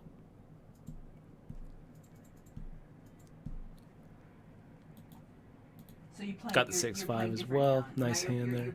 You're playing different now because of the 31st hand. Is that what Yeah, so we're playing differently now because Deepstack is shorter stacked. I mean, if somehow we like win. yeah, me too. It's actually kind of funny how it's just an exhibition match. There's not like hundreds of thousands of dollars here on the line, but I actually want this. It's kind of funny. Like I feel like I feel more invested in this match than I feel like I usually am in like heads up tournament situations where there's actually a difference between winning and losing. See if we can't get through here. Hopefully we don't induce a bluff by Deepstack. So we hit the jack. Not really sure whether I like it or not. Oh.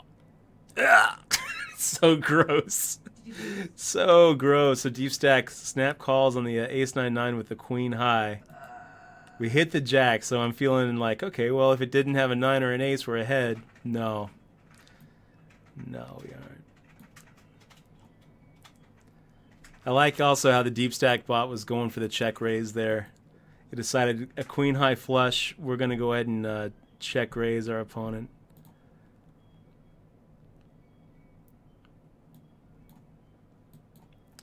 Pretty good flop for queen 3.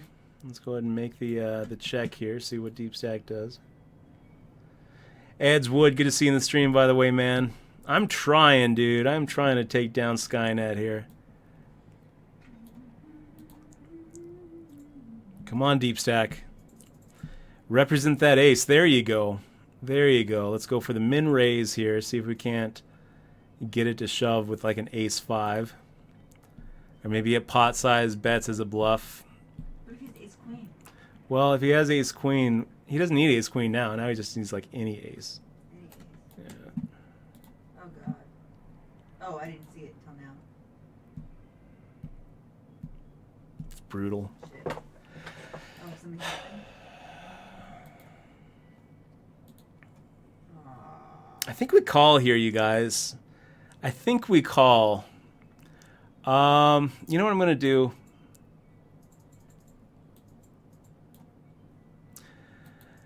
This is what I would say, you guys. You know, he has a deep stack's pretty good at bluffing. It's pretty good at making these kind of bluffs, and it knows that it doesn't really have to get through that often. I think that I mean, it's not really thinking anything, but I think a pretty good chunk of the time we are ahead here. But I want to leave it up to you guys.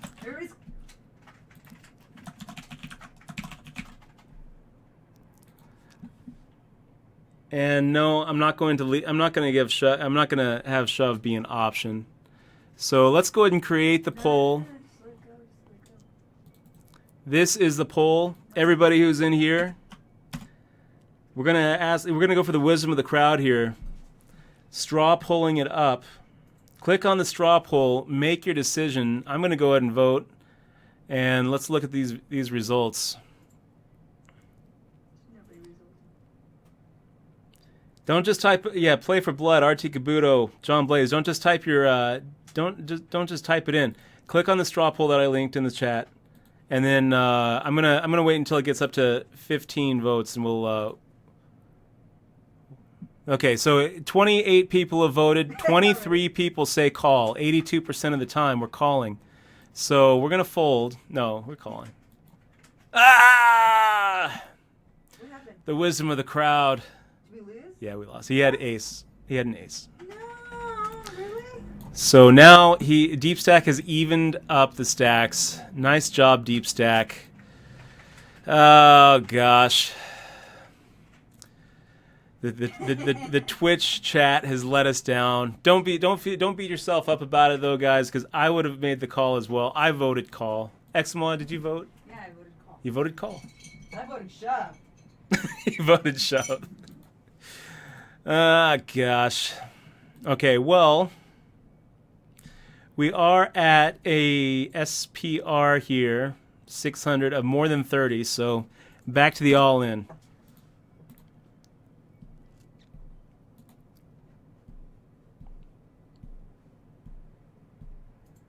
Next hand.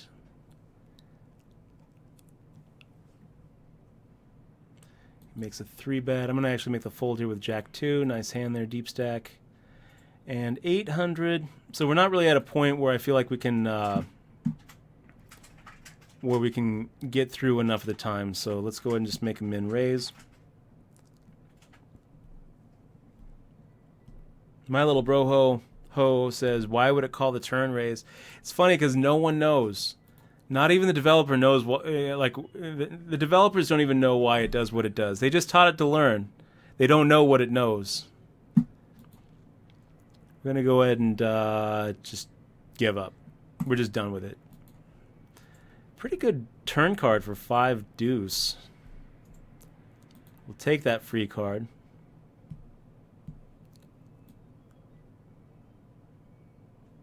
And yeah, we're just giving up. You know, too often we fire. Well, Are we losing?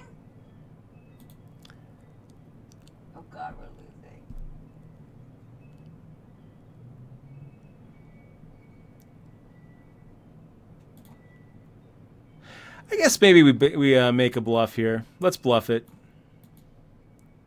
Oh God. Calls us with two Are you pair. giving up? No, I wasn't giving up. I decided not to give up with a 5 high. I decided to go ahead and fight for the Yeah, pot. 10. He had 2 pair. 10's up. Oh, nice bluff, Dutch. Oh my gosh. Everyone's a critic. Okay, let's 800. Just fold. Just check. Just check. No. This is an all-in. Okay. He's got more than It's 25. different now. You said your strategy's changing.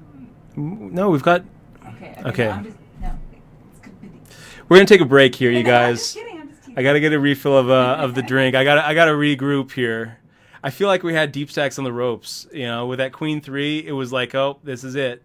He hits the ace, and I'm like, oh, we're gonna get there. We're gonna get all of the chips, and then now I'm questioning my play. I'm getting criticized by my girlfriend. And dog. Even my dog is criticizing my shoves. I gotta take a break here. I'm gonna be right back, but I'm gonna refill the water and splash some water on my face. Deep breaths, win stacks. We'll be right back.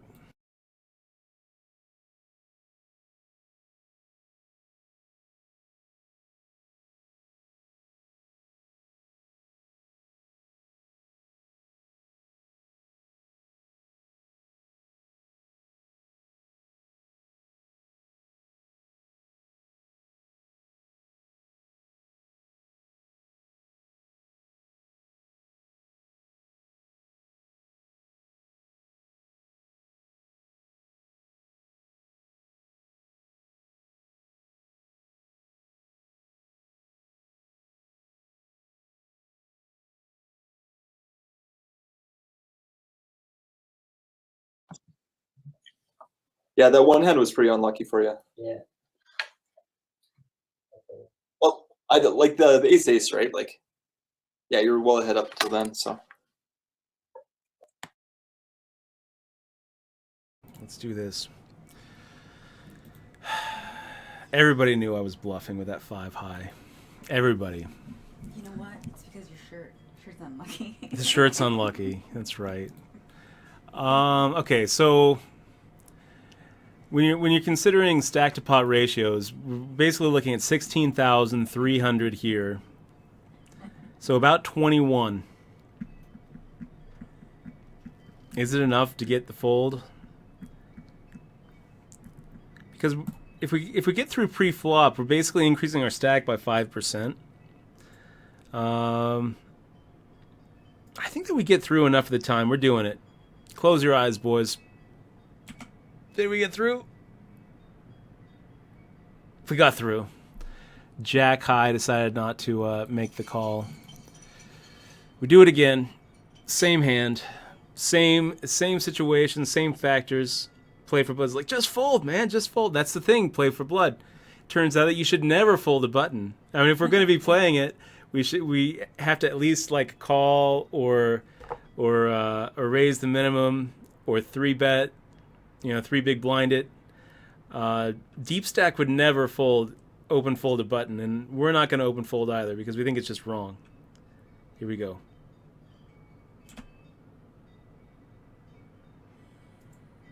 I can't look. It's thinking. It's making us sweat. It's thinking. It calls. And we got really, really lucky there. That's what you get for nit rolling, Deep Stack. That's why you never nit roll. Nit rolling is the most unlucky thing you can do. Sitting here thinking with pocket jacks. It's like, what should I do with these jacks? For fuck's sake, why do you make us sweat when you have pocket jacks? You deserved that run out. Look how beautiful of a run out that was, too. We have to go runner to catch up. 2 pair or trips are better. So now we're even for the aces run out, Deep Stack. I don't feel bad. Ask me if I feel bad, Deep Stack. I don't. I don't feel bad at all. No guilt for killing robots. Let's do it. The end is nigh, my friend. God damn it. So we get in there with the King 10 versus the Ace 5. We still have him 3-1. Make the raise.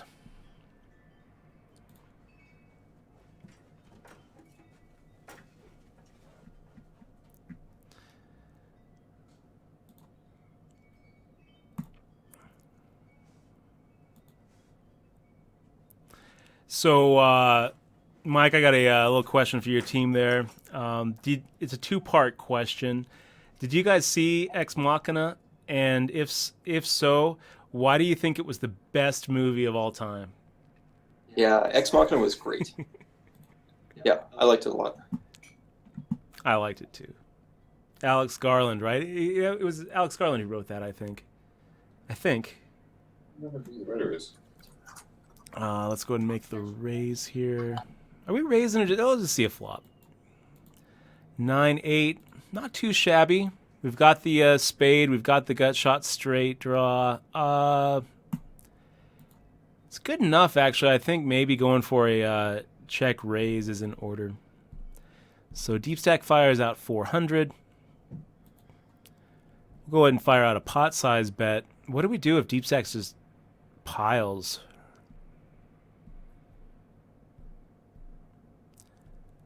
I think we call, right? So he'd be piling for 6,000 more. And if he calls and we don't hit a spade and we don't hit a 9 or an 8, then what? I don't know. Let's worry about it when we get there. So we hit the spade.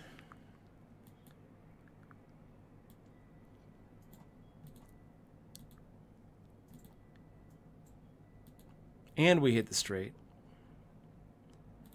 Let's go ahead and go for a half pot size bet here. We'll see if we can get a light call from Deepstack. So Deepstack does make the call. Wow, look at you, Deepstack. Flopping the flush there. So we didn't have as many outs as I was kind of counting on. I wonder, I bet that Deepstack probably would have called on that turn as well. Are you taking notes on Deepstack? In through the window. He says, "Oh, Dutch, I've also bought your book. Thanks, man.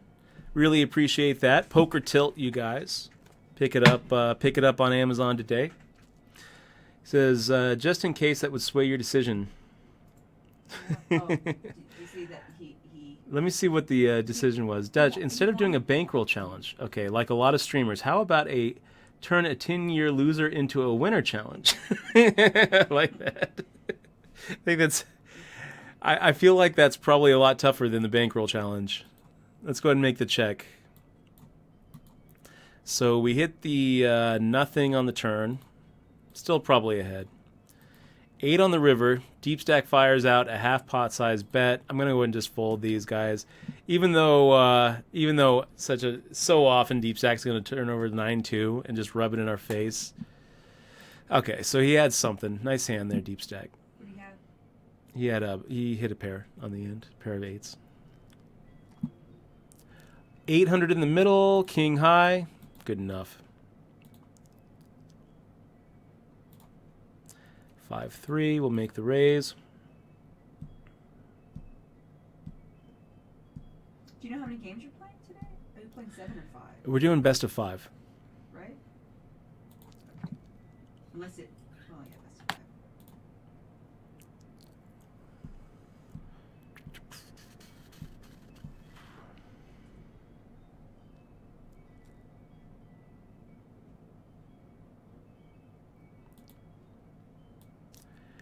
I kind of feel like Queen Jack is good enough where I don't want to just take the pot.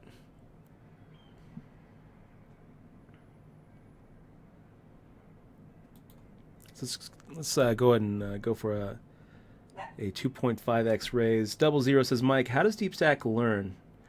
What do you input or change through iterations, if anything? And yeah, guys, we're going to go and make the call here. So Deepstack with the king high. Holds. Nice hold. Wow, look at that flop, too. Did you have a response to that, Mike? How does Deepstack learn? And what do you input or change, if anything? Yeah, so Deepstack just learns how to play just by playing against itself. This is how a lot of the poker bots work. So all of our older ones, for example, like the ones that played Heads Up Limit, were kind of simpler than Deepstack. And they would start off just by playing against themselves. They'd start by having like a totally uniform random strategy. It's like 33% chance of fold, call, raise. That was it. So it would play one game, and then after playing that game, it finds mistakes that it made, like spots where it could have won more money if it had chosen some other action. So it updates the strategy a little, and then plays another game, and so on and so on. And if you do that like billions and billions of times, then eventually that will converge to a Nash equilibrium. Deepstack is a bit trickier because it's playing no limit, and the game is so much bigger. So Deepstack kind of does this one round at a time. So if you're on the preflop, for example, it's trying to figure out how can it play the preflop, and then assuming the game ends on the flop, and it's going to have some estimate of how much money it's going to win from then onwards. So it relearns how to play the preflop every time just by playing a few thousand hands against itself. And then the same thing, like if it's on the turn, then it's replaying these like little turn river games over and over against itself to figure out how to win.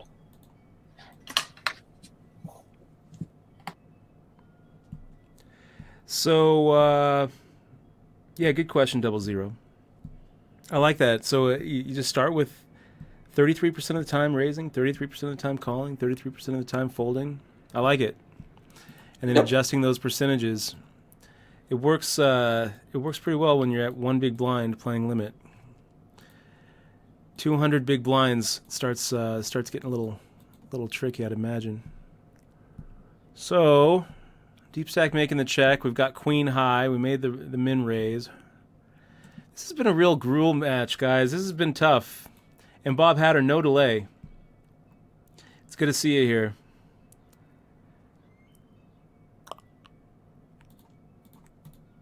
We'll go for half pot and see if we can just take it.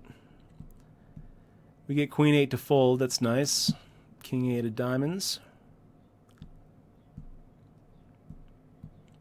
He makes the limp. Let's just pick up the pot. King 10 making the raise.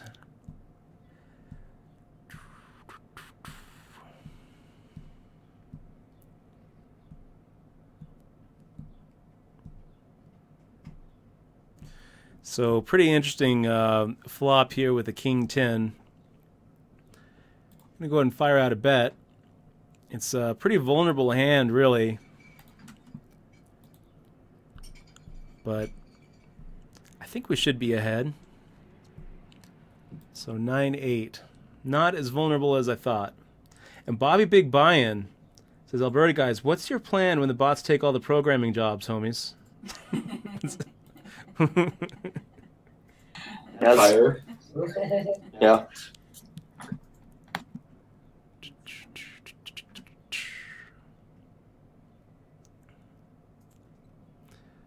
Let's do this. Let's just check.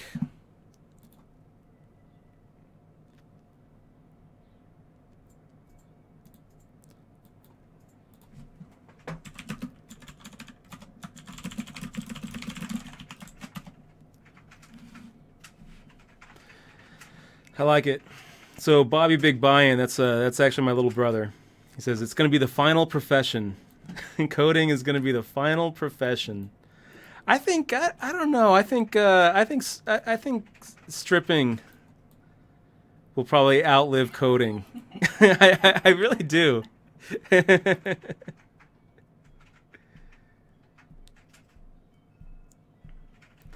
So 9 high like a boss. Can we William Kassouf Deepstack with this, you guys? Can we just 9 high like a boss it? 600. What do you think, Michelle? Let's Will Kassouf it. No, I Will feel that- Kassouf it. Let's 9 high like a boss it. I got the coconuts. We got it. God. Fold, Deepstack. Fold for the love of... Oh, my God. Look at him. He called with 10 high. He called like 10 high like a boss. No. Yeah. Oh, I think you learned your way, dude. He didn't learn. He decided that it was a good call. No, he has 5 right there. He has a 5. Oh, did he? Did he have a pair? I didn't even look. He had 5. Pair of 5s like a boss. Nice hand there, Deepstack. All I saw was the 10. All I saw was the 10. Pretty much the same hand. All right, 8-4 off. We're looking at Deepstack with a little over 11 SPR. I think we just go ahead and make a normal raise. And Bobby Big Buy-In asking, does DeepStack incorporate timing as input? It doesn't. It does not incorporate timing as input. So there's no timing tells. There's nothing that I'm doing that it's learning from.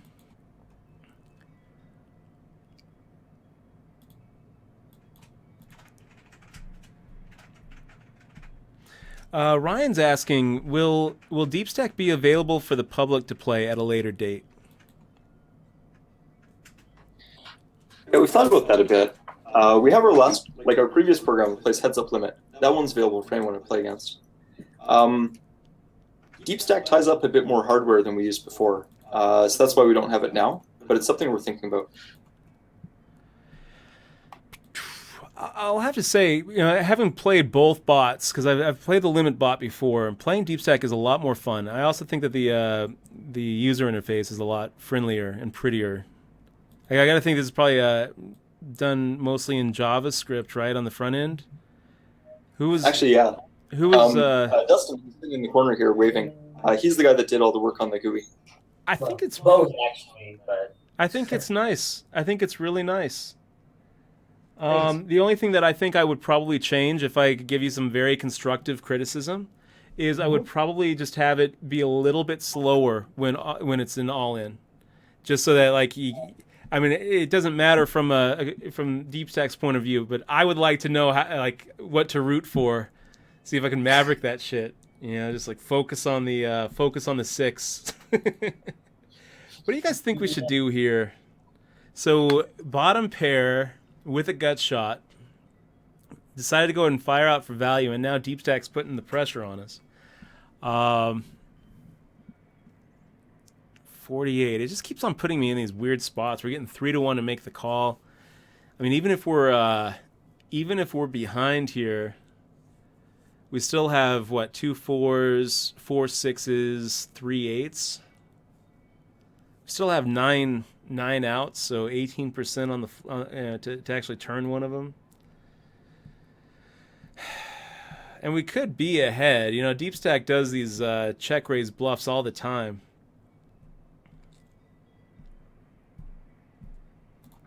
I'm going to go ahead and make this call, you guys. We'll see if we get blown off the hand right here. Are you learning about yourself? See, this is another situation where it just kind of makes a... oh, no, I guess it's an all-in. So let's make it an all-in shove. I'm going to make the fold. It's going to be so painful if he turns over ace-6.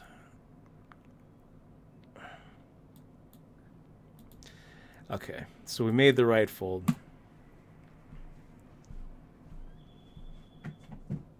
you think this will help you? Do you think this is a good training tool, or no? I think that it could be turned into a good training tool really easily. I don't think that necessarily just playing Deepstack is a good training tool, because you don't really know when you messed up or not. But I think that if it could probably be turned into a situation where you make a move and Deepstack tells you what it would have done, basically tells you what the GTO option should have been. I mean, since it's going to be a mixed strategy, though, it's gonna tell you stuff that, like with 2-4 suited, you should be shoving here with 7% of the time, and 3-betting 2% of the time, and so it's going to be kind of hard because humans can't really randomize. We can try, but when it comes down to it, we fall into very predictable patterns. Okay, let's just check back here. Now we're back to even stacks. I feel like we've had some good swipes at Deepstack, and keep on finding ourselves back to where we started. It's frustrating. It's frustrating. It's like I want to win.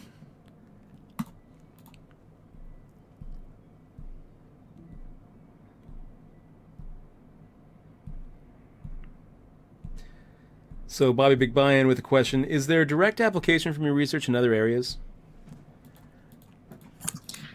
Yep. No, that's a good one, and we do work on that too. Really, what we're doing, right, is trying to find good algorithms for reasoning about, imperfect information, about stuff you don't know, and about random chance. So to give you an example of like a totally non-poker application, a couple years back, we had a student that was looking at using exactly the same algorithm that we use for poker and applying it to diabetes treatments, like so a medical thing. This probably seems like totally random. Um, but the spot that it comes in is if someone is like a new patient that gets diagnosed with diabetes and their doctor doesn't have a good idea of how that particular person's body is going to react to insulin, then they have this like really tough problem. They need to figure out how much insulin to dose them with and how often, and like when to do it in response to like food and exercise and sleep and that kind of thing. But everyone's body is different, and both overdosing and underdosing insulin is really tricky. Like it could be deadly or cause someone to go blind. And so they tend to have these like really conservative approaches that might make the person feel groggy or like quality of life is just not too good. So one of the applications for the poker stuff was trying to figure out how can we dose them in a way that's robust to like the worst outcomes for how their body might respond, but still trying to get better quality of life for them. So like this isn't anything that's actually deployed in like blood sensors and being used in practice yet, but it's an example of the type of thing that we're looking at. We're trying to bring this out of the lab and outside of poker entirely.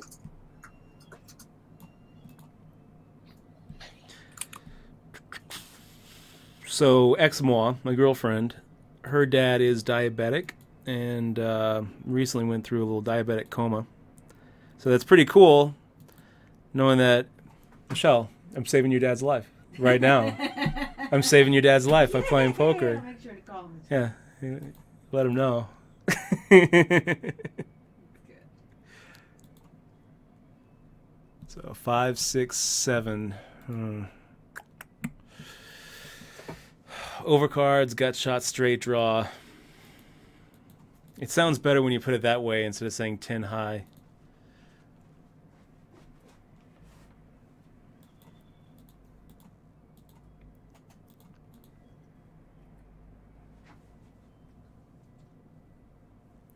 Hold on one second.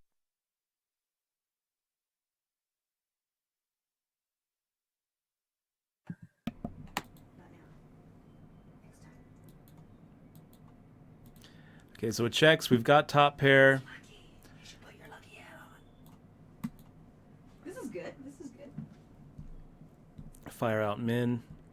See if we can't trick it into calling us with a hand like Jack 6 or turning something like that into a bluff.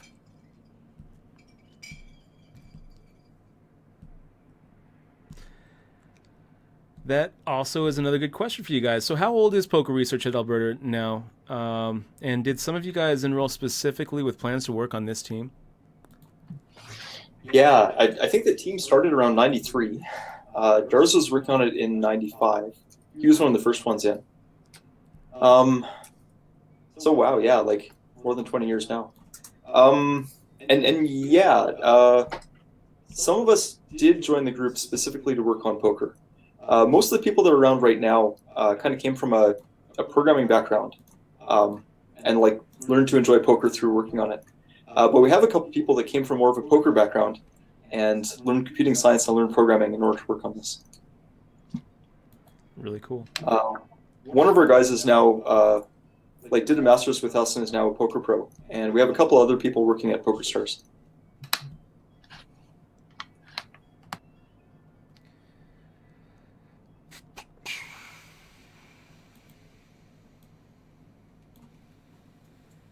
Wow, what a quick call.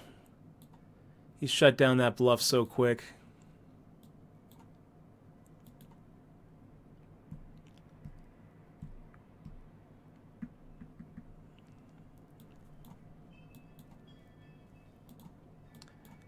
I think we could have gotten through there on the river, you guys.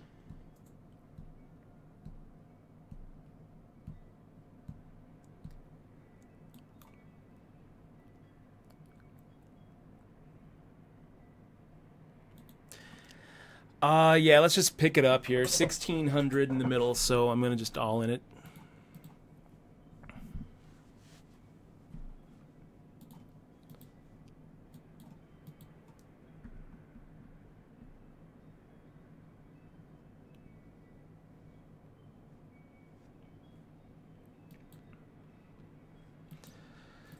Deep stack tanking. So king high, king queen. Let's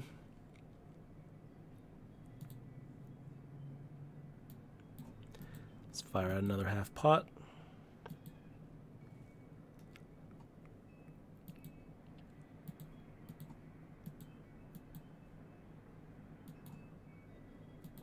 And king high good.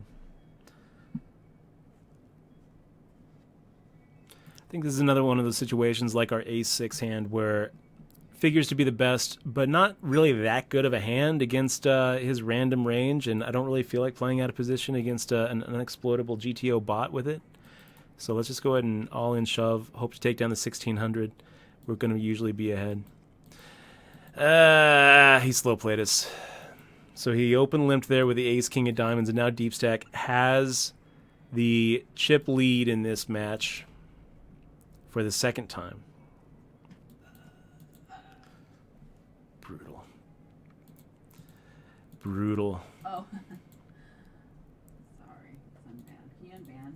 Yeah. Here, let's just mod it. Okay, now you guys don't have to worry about those... Now you can make close links.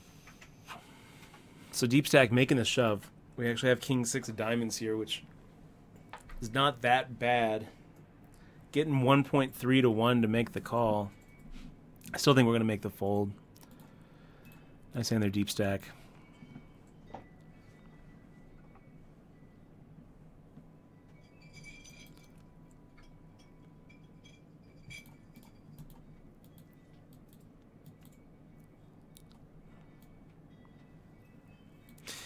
Two zero, you guys. We just lost again. Did you just lose again? Yeah. Oh, Dutch, come on. Yeah, we're on the hill. Deep Stack is, if Deep Stack wins one more match, then Deep Stack is going to be officially the winner. I'll play all 5, just because we want to get a final score. Because you want to win at least one. You got at least one. You have to at least do one. Okay.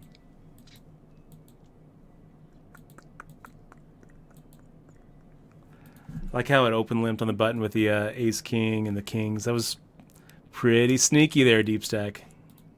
Pretty sneaky. Okay, guys. So back to the strategy, the base strategy that we were talking about, making all-in shoves pre with all of our weak hands until it gets down to hand 31, and then kind of making it more of a post-flop game.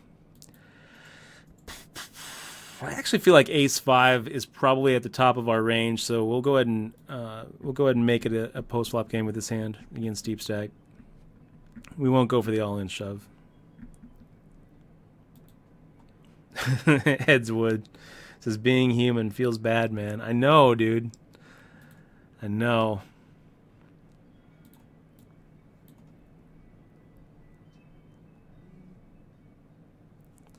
So King of Hearts. Ace High is starting to look even worse. Hopefully Deep Stack has something like a Jack 8. 10-8 type hand. Well.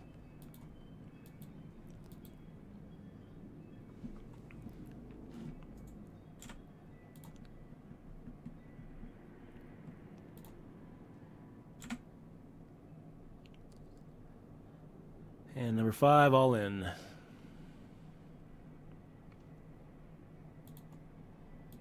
So are you number using the 6. same tactic then? Yeah, we're back to the same tactic.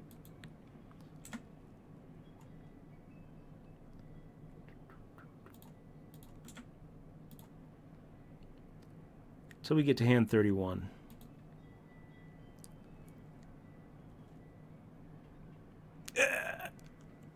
No! No! No.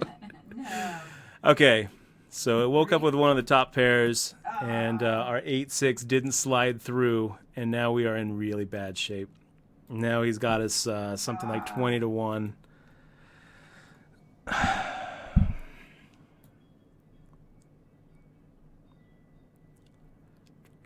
Bot's too smart, Dutch.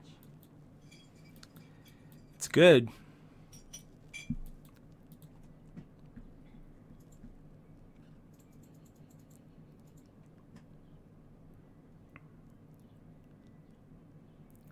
600. So 1,500 to pick up 600.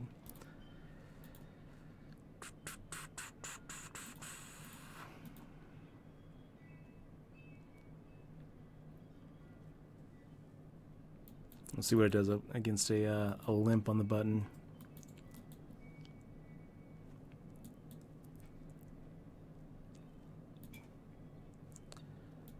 So Queen 8-10. Matched one of those cards.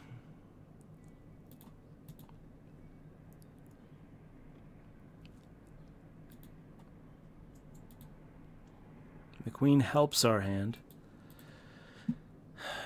Makes it a lot less likely for Deepstack to have a Queen. So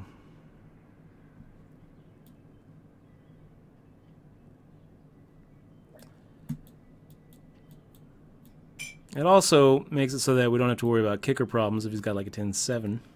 Right? Okay, so next hand, pocket nines looks pretty good.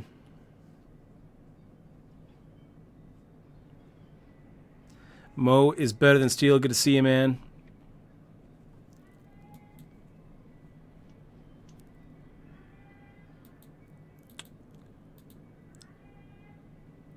I wonder if Deepstack ever just calls a shove here.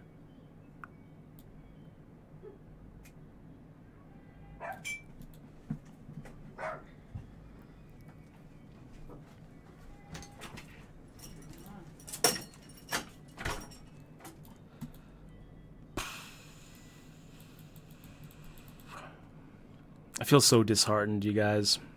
So disheartened. You know, I had low expectations coming into the match. I did say, you know, like, if the bot's good. I've played with it a lot. 25 matches before this one, and only won 10 of those matches. But yeah, I was really thinking that it was gonna even up this last match. And now this match is just all but done.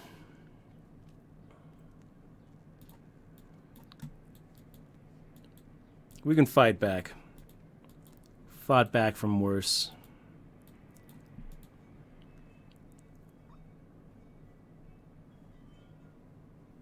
All right, so we get the double up. All we have to do, guys, is double it and then triple it. That's right. Just like the old Tilt TV show. Double it and triple it. I always thought that was the goofiest thing. Goofiest line in that whole TV show. We just have to double it then triple it. Easy. Come on, Dutch, you can do it. Iceman Kiwi, good to see you in the stream, man. Are you playing for reals now?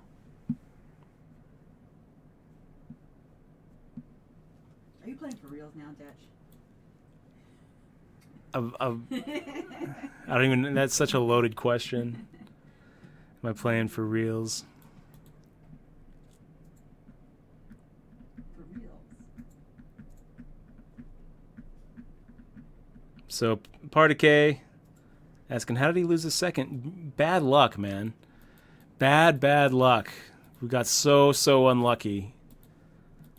This is what's going to happen is if we end up losing this this best of 5 match, you're going to see me like walking around the Orleans card room mumbling to myself about my bad luck, bumming cigarettes and being like, yeah, he had pocket 10. You won't believe what he woke up with pocket 10s. What are the odds?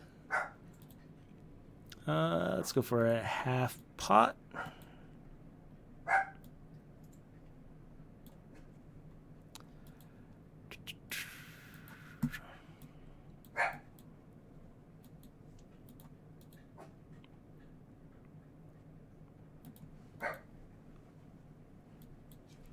June's so upset she's not even in this room anymore. You know what I need? I need that. I need the lucky beanie. That's what I need. Lucky beanie. Here we go. This will change it. See, you should have done this when I told you. I know it. No robot can compete with the luck of the beanie. Gonna go and make the fold here. There you go. Next hand, 8 deuce, monster.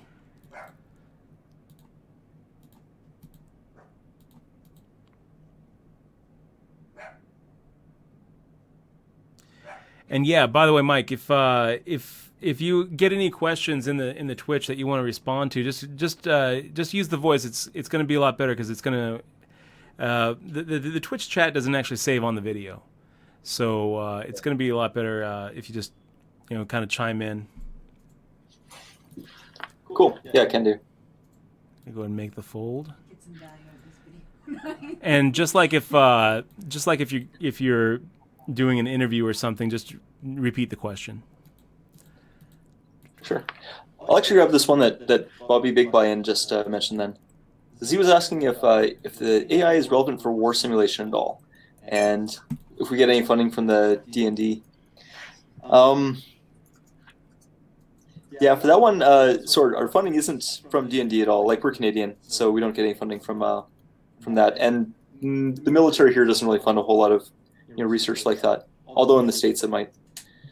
The stuff that we do is kind of close to an application that's not quite military, but it's close to. There's one of the applications of game theory that's really popular right now that's called security games. So security games happen, for example, if you're in charge of an airport, if you're trying to protect that airport against people that might attack it. So it could be terrorists, or it could be like smugglers, or that kind of thing. You have a budget for how much security you can run for your airport, and you might be able to have, say, 3 security guards, but there might be 5 things that need protecting, and so you can't have a guard at every spot all the time. And instead, you have to decide how to patrol your guards around to cover all the spots. So this winds up actually looking kind of similar to a poker game, especially if you have some opponent that's out there, like watching through binoculars, trying to watch what your strategy is day to day, in order to get a feel for what you're going to do in the future, and then decide, like, okay, I think I found a weakness, we're going to attack, like, the check-in counter or something. And so that's one of the applications of these types of game-playing programs, is figuring out how to solve these games and how to randomize your strategy so that you're not predictable but still have good coverage everywhere. And that exact system that I just described is actually used at Los Angeles Airport, at LAX. And they do similar things for, like, patrolling the harbor in Boston and scheduling air marshals on flights. So that recent United Airlines beatdown. Oh, Jesus! It was kind of interesting because he was a poker player. I don't know if you guys knew that. No, I didn't. That's something that made, like, the poker news stuff. Is he's actually, a lot of the pros have played with him a lot, and he was following the trail for a good 10 years. He'll probably whatever he can squeeze from United Airlines.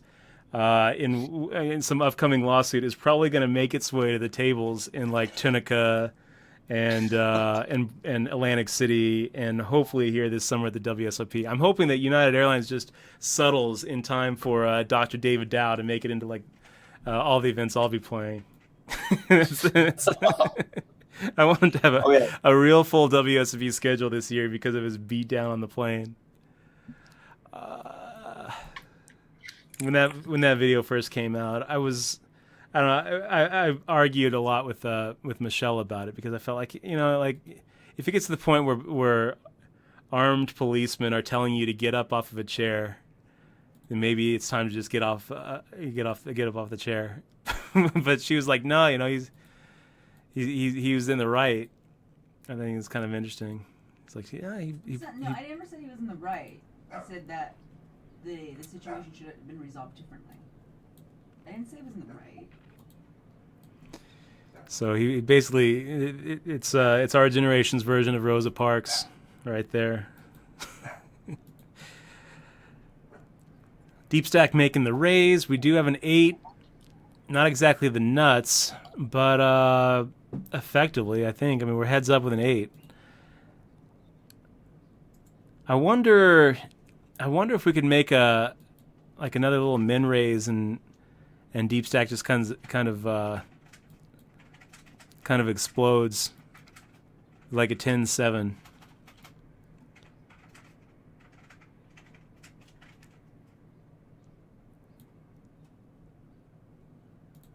All right, for fuck's sake. So that's the difference between second nuts and real nuts right there. Guys, it is official. Deepstack is, in fact, a GTO bot. Cannot be beat by any human. Confirmed. You try again. Mm. Confirmed unbeatable. So yeah, we're gonna go ahead and play out the other two matches, but there's no way for us to win the match at this point, which is frustrating. But at least we're in good company. At least we're in good company. Hopefully, hopefully you guys will be able to continue to demonstrate how much better AI is at Heads Up No Limit Hold'em. Keep on just crushing these human souls. It's frustrating. I can tell you, I really feel bad right now. It does feel bad. I feel really sad right now. I feel like I let us all down. Apologize to all of you you humans watching this.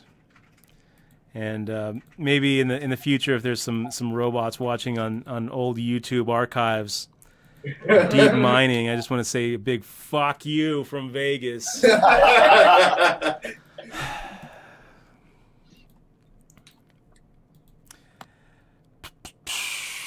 Okay, so let's go back to the all-in strategy here. And Edswood, you're right. I'm not going to take the loss completely on my shoulders because the chat did fail as well. That little wisdom of the crowd experiment didn't really work. Okay, so Deepstack did wake up with an ace queen, did roll the dice, made the call, and that is Maybe you should a. change your strategy, Dutch. What do you think the strategy should be, Eximo? Play like normal. Just play like normal. play like we're playing a person. Oh, Okay. Look at this. He just killed you there too. Yeah, no. It was pretty crushed. Pretty crushed. So just play this one as if you're playing me. All right. Okay, we'll try to play this one. Deepstack post flop. Yeah, new strategy, dude. Come on. New strategy. Play nitty, yeah. Play it like a person. Maybe the robot's more like a person than you like to realize. Maybe that's how they got you. Maybe. See, if you would have shoved there, you would have gotten killed again. Just now, you think? Yeah.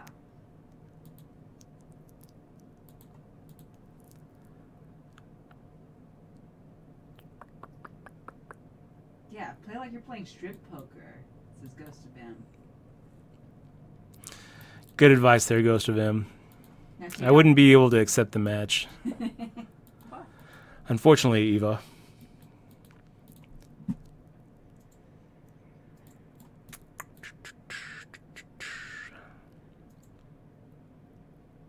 Play like you've never been hurt.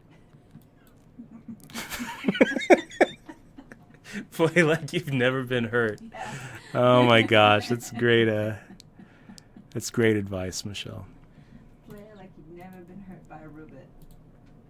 Dear diary, today a robot beat me.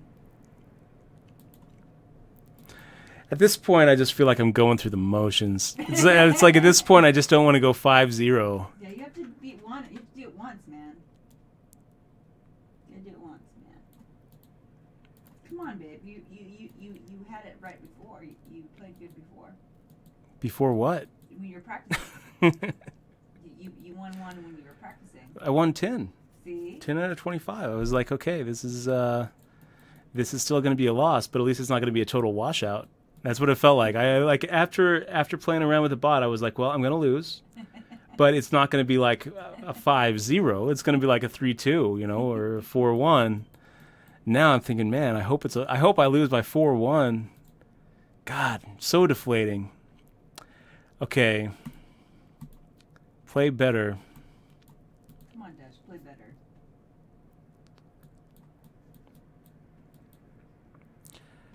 I think Queen High is probably still good here. We're going to go ahead and see a showdown. He's putting a lot of pressure on us, Michelle. 2 streets. He's putting a lot of pressure on us. Okay. Queen High was not good. What is it, 2? Was it 10? Oh my gosh, Bobby Big buy-in. It's like the meanest thing you could have ever said, dude. Bat signal. Oh my gosh. Brothers do. That's what brothers do.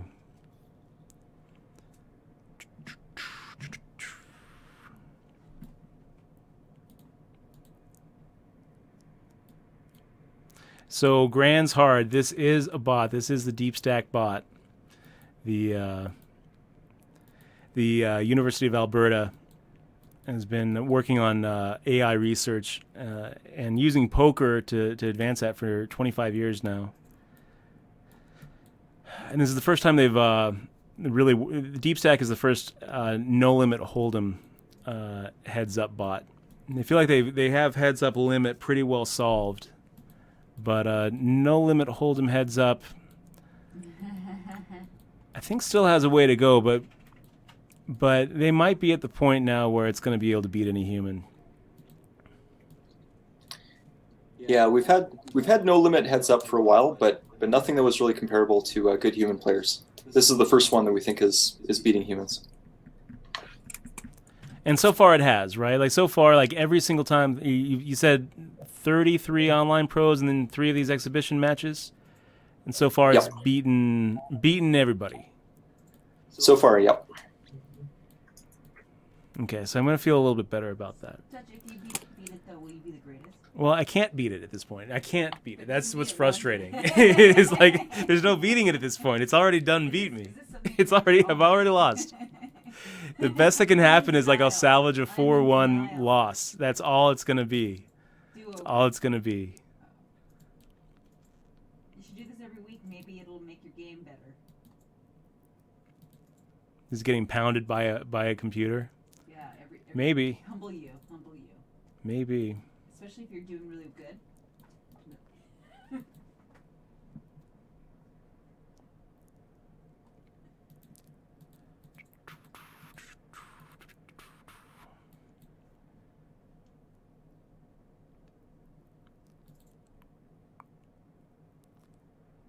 Yeah, let's go for it. 200 into 400.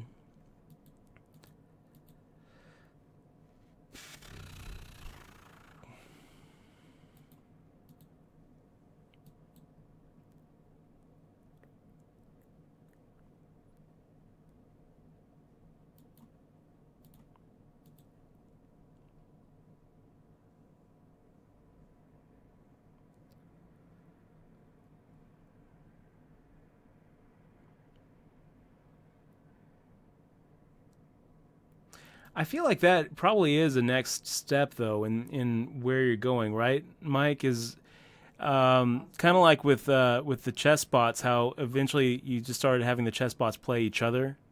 I mean, do you think that that's probably going to be what happens with poker? And have you had talks with? I'm trying to think. Was it Cambridge that Liberatus came out of, or Carnegie Mellon. Carnegie Mellon. And yeah, it actually has been for a while. So since 2006, we had the annual computer poker competition. So every year, like all the bots would get together and play against each other. We played heads up limit, heads up no limit, and for a while we played 6-player and then 3-player limit. Mostly it's the heads up games that are most interesting right now.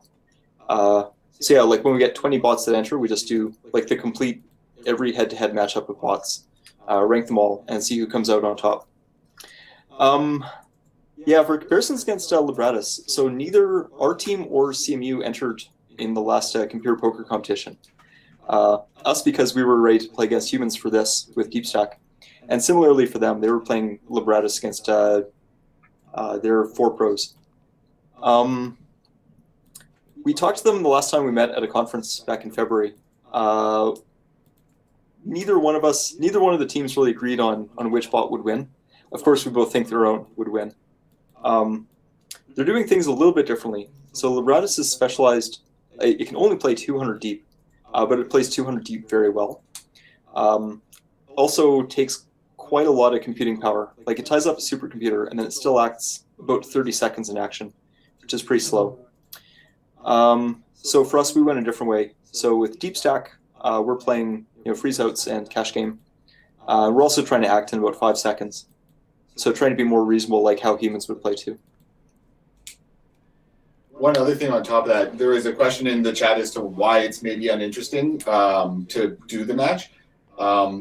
You can actually think of an easy example in like rock, paper, scissors. The equilibrium in that game, the game theoretically optimal thing to do is to play each of the rock, papers, and scissors equally 1/3 of the time. Mhm. But if you play that strategy against like always rock, they'll actually tie. And so even though you have this one strategy, always rock, that's really exploitable, it just ends up performing as well as an actual equilibrium would against the other in the equilibrium pair. So like it might be that you will do this match and either they'll just tie and it'll be uninteresting, or the result just might not be what people think it'll show. So Sure. And it would also be. I mean, I got to think that poker is a little bit different than rock paper scissors in that if you were playing heads up with a Nash equilibrium, you're probably not just breaking even. Right, it's probably not like rock paper scissors where 33% of the time you're throwing, everything just evenly, and so you don't actually have a way for your Nash equilibrium to actually have an expected value above, anything.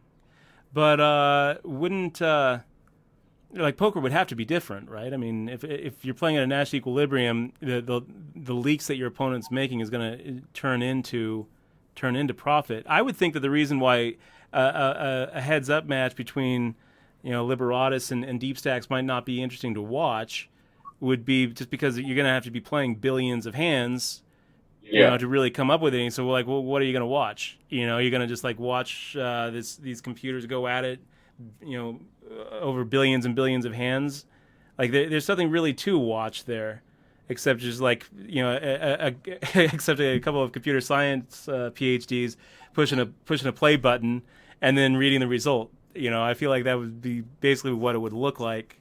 But I do feel like the match itself would be kind of interesting because I would be interested to see what would win. I think that probably Deepstack wins. That's what I think. I think that I think it was the Carnegie Mellon guys who were talking about how limit hold'em had been solved. Yep. I mean, you guys are making the same claim that limit hold'em has been solved, right? But I mean, if that's the case, why would there still be a heads up limit hold'em event in the poker AI Olympics? Yeah, well, there's not anymore. After it was solved, that's when we stopped running that one. So we're saying like But straight even- up that is the case, right? So and you guys feel comfortable enough saying that yes, limit hold'em heads up is a solved game that doesn't really there's no more real research to be done in that area. And There's a bit of a caveat on that. Okay, so first off, the solved bit, and yeah, it is. Like we can. Heads up limit is small enough that we can brute force and compute like the perfect counter strategy to beat it, and then measure how much that counter strategy wins. And so the perfect counter strategy wins less than a big blind per 1,000. which means that it's not solved. It's not exactly solved, but it's solved closely enough that it would take more than 70 million hands of play to gain sort of statistical confidence that you're actually winning, even if you're using that perfect counter strategy. So when we wrote the paper about that a couple of years ago, we said it was essentially solved. And when we said essentially, what we meant is, if you're a serious like top pro, if you spend your entire life playing and you played 1 million hands a year, then you could spend your entire lifetime and still not have any confidence that you're winning. Mm-hmm. Like even if you're using the perfect counter strategy. So there's that tiny gap difference between what we called essentially solved and like mathematically solved. Because when I'm thinking about like whether it's solved or not, it's not really can it beat a human? It's like is there room for other bots to beat the bot? All right. Yep. Yeah, and earlier on in the call here, I mentioned in 2008 we beat Matt Rolenko and his team. So that was where like we started beating humans then, but the bots we had then were massively exploitable. So that's the difference between beating humans and solved. Like solved really means like nobody can beat it. and essentially solved is like it's so close it's not worth arguing over. Even in heads up limit, there's still some research to do if you want to talk about like opponent modeling or how to make good counter strategies. Like that's still interesting.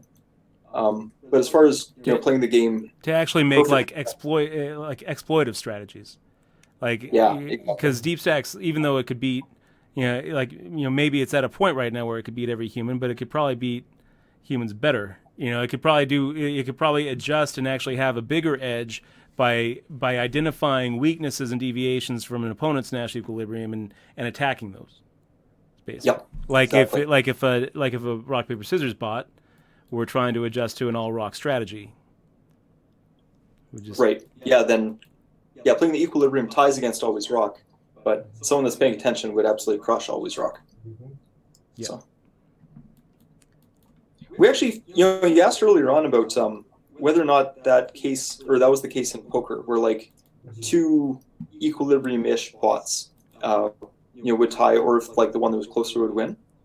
And we actually found in heads up limit over about 10 years of doing the computer poker competition that the top 2 or 3 bots were just about like not quite tying, but pretty close to each other, even when they're still beatable for more than 10 big bets per 100. So a lot of these strategies that try to play close to GTO, even if they're not close, just if they try, they often do almost tie against other, near GTO strategies. So that's why, like if we were to play against Libratus, it could be that we win, or it could be that Libratus wins, but it would probably be really tiny, even if one of the strategies was a lot closer to GTO than the other. And so we're talking about like statistically irrelevant, unless you had more computer resources to throw at it. And then you're basically just doing it to basically, it's kind of a pissing contest at that point. Pretty much. Even in heads up limit, like the heads up limit bots, ours and other people's used to play really fast, like 1,000 games a second fast. And so to compare them against each other, like we would actually just sit down and play 50 million hands. In fact, we'd even play what we call duplicate poker, where you play every hand twice. So you play it once, and then you flip the cards and you play it again. Mm-hmm.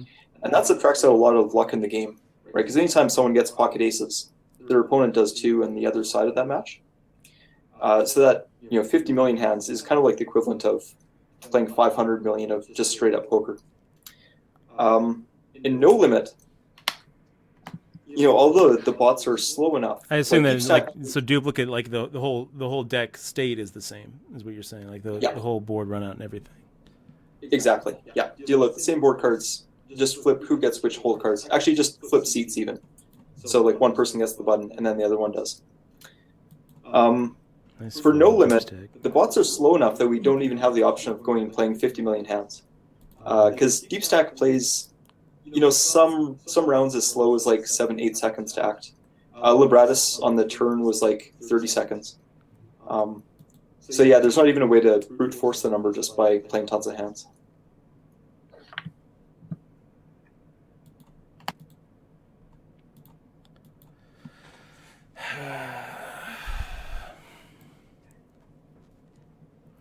And Hollywood Guy, welcome back. No, haven't won any.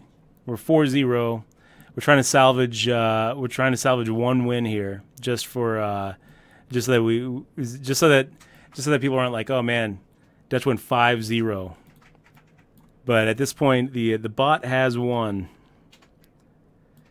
and I'm actually really kind of sad about that. I wasn't really. I actually feel kind of sad. I'm like a little disappointed. It's kind of funny. Yeah. Let's just go make the fold here with King 2. There's not really anywhere to go with it. King 2 offsuit, out of position against a 3-bet from the button. Even though it's ahead of his 8-7 suited, I still kind of like his hand better, given that he has position and he has a pre-flop aggression. I mean, pre-flop aggression doesn't really have the same kind of psychological effect when you're a bot. I don't really think that that he's more likely to c-bet if he has the initiative. Yep. That's a good question. Mike, no, it's not your question. This is something I haven't in my. Your mind. To what extent does Deepstack base its post flop decisions, like on the flop here? To what extent is it basing its decision based on what happened pre flop? Yeah, when it goes to act post flop, it's definitely thinking about the range that it takes into that decision. It doesn't quite use the range that it thinks you will take to that decision, but instead it thinks about, of all the hands that you could have, how much value do you kind of deserve for getting there, like against its range. So it definitely does pay attention to what happened earlier in the hand. So it does base some of its like if it makes a pre-flop open on the button, and the opponent makes the raise, it is going to base its percentages somewhat on the fact that it went raise, re-raise pre-flop. So it's going to say, okay, well maybe maybe his range shrinks up a little bit, or I mean, so it's not just looking at the turn in basically a vacuum and looking at the pot size. It actually also looks at how it got there. Yeah, absolutely. Yeah, how it got there, how both players got there through every street. Yeah. All right. Something I wish I would have known 4 matches ago. No.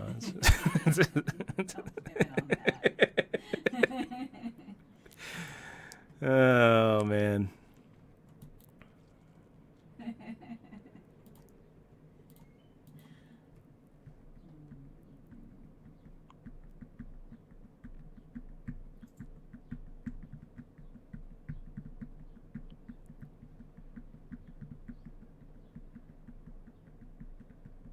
So Twitchy Black Cat says, doesn't it adjust to an overshoving player and call light? No.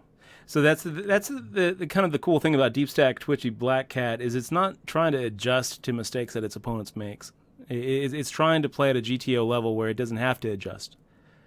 And yeah, I like what you guys were saying about how probably the next step in AI research once it's been solved at a GTO level.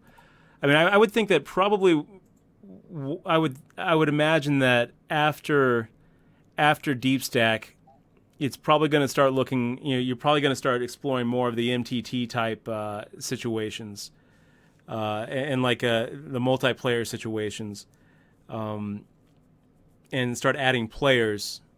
But after that, we're probably looking at trying to maximize exploitative play. That's kind of a. Do you guys, when you guys are talking about exploitive or exploitative, the terms are kind of used interchangeably. What do you guys actually use? Do you add the extra T? Exploitive or exploitative? I think exploitive is what we usually use. Yeah, exploitive play, like this is something we've been looking at all along, like going back, the 10 years that, especially for me and Nolan here, we've been working on this for about 10 years now. I think what happened is that exploitive play just turns out to be really hard. Like trying to watch, even if you only get to see someone act for like 200 hands and trying to think about how that affects everything else in their strategy and then how you should respond to it, that's just a really tough problem. Whereas all the equilibrium-based stuff, where you just do a lot of computation ahead of time, or like Deepstack does, just do a lot of thinking as you're playing the match about that one situation, just turns out to be a lot easier to make progress. Which is kind of funny. Like, exploitive play is actually the point of the game, right? Like, what's your opponent doing wrong? How do you maximize your winnings? And so, yeah, we've kind of gotten to sidestep that by solving the easier problem of not losing. Yeah, it's funny when you put it that way, but that's that does seem like it would be a much easier problem. Yeah.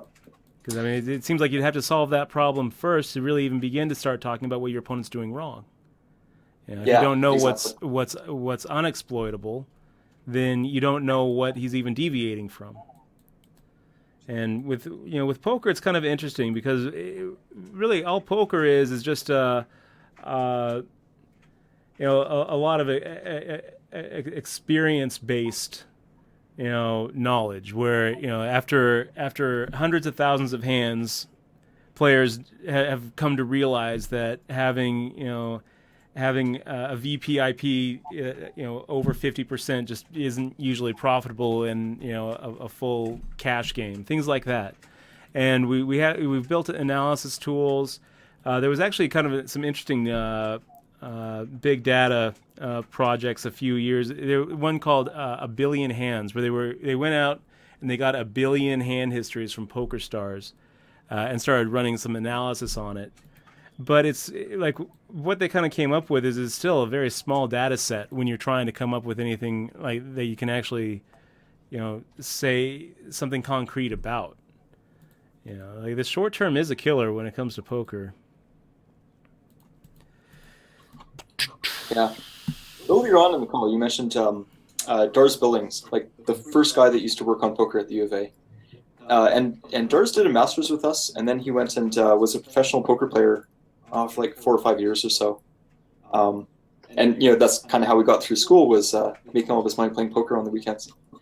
And he used to describe his opponent modeling as being, sitting down at the table and like listening to how someone talked, or like how much they were drinking, or clothes they were wearing, all this kind of stuff.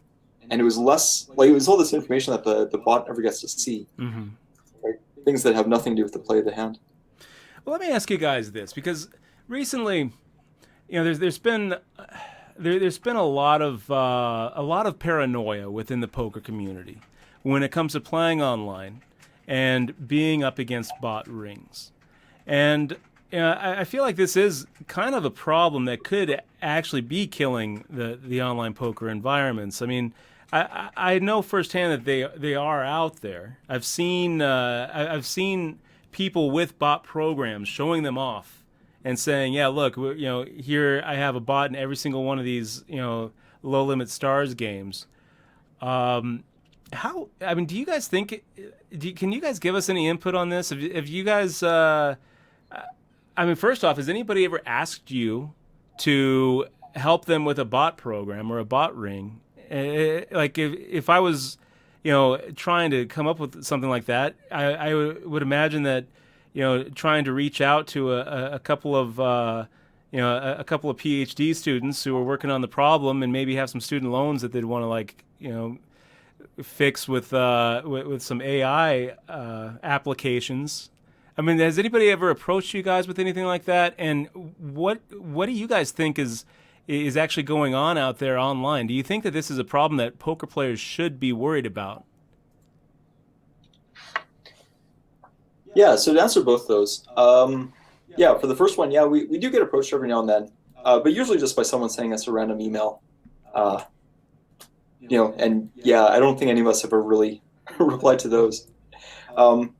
Most of the time, any of us that are actually interested in like working like a real job as opposed to research on this afterwards, we have quite a few people that went up at PokerStars. Like some of them doing server-side stuff, some of them doing bot detection or occlusion detection. That's usually the easier path for us to go. So as far as whether with like collusion, or with bot detection specifically, because collusion is a completely different problem, but with bot detection, I mean, at some point, is it just going to be, is it going to just be like trying to figure out who's playing perfectly and saying they must be bots because they're playing too good? And then it's just going to be, like kind of become like a cat and mouse game where the bot, syndicates are just trying to more mimic, human behavior, where they'll be like, some percentage of the time we have to fold aces pre-flop because we're getting a coffee. Or like, we time out, and make stupid human moves just to avoid the bot detection. I mean, is that what it's going to turn into? Is that like these bot detection programs will just look at who's playing too close to perfect? that might be part of it. I've heard that something that PokerStars does for like the really high stakes play, right, is if they suspect someone's using a bot or is a bot, then they'll just contact that person, lock down their account, and say, okay, we need to watch you play live, like, or on camera for your next like 5 hours of play. Mm-hmm. And you have to like show the camera around the room so they can tell you're not reading off another screen, so you're not just reading off your phone, that kind of thing. Do you I mean, think that's something. do you think that bots are going to eventually kill online poker? Yes, yeah, I think so. I mean, okay, heads up games for sure. Um, okay, so we think Deepstack is pretty strong, even if Deepstack isn't there right now. I mean, all the hardware that we need for Deepstack is pretty light. It runs on a single GPU, like the same thing you'd use for video games. That's it. It's not supercomputers anymore. It's pretty consumer grade hardware. And even if Deepstack isn't there right now, I think in 2 more years it probably will be, and lots of people will have it. Like, not from us. We're keeping it to ourselves, but other people will re-implement it themselves. Um, I don't think any two-player game is safe. I don't think PLO or O8 or any of the studs or draw, like all those I think are just as vulnerable. That heads up is just going to be too easy for bots. So I think multiplayer is still tough. Like as far as we know, even just in theory, like the mathematics behind multiplayer is really tough. So I don't know of anyone like botters that have actually figured that out. Mm-hmm.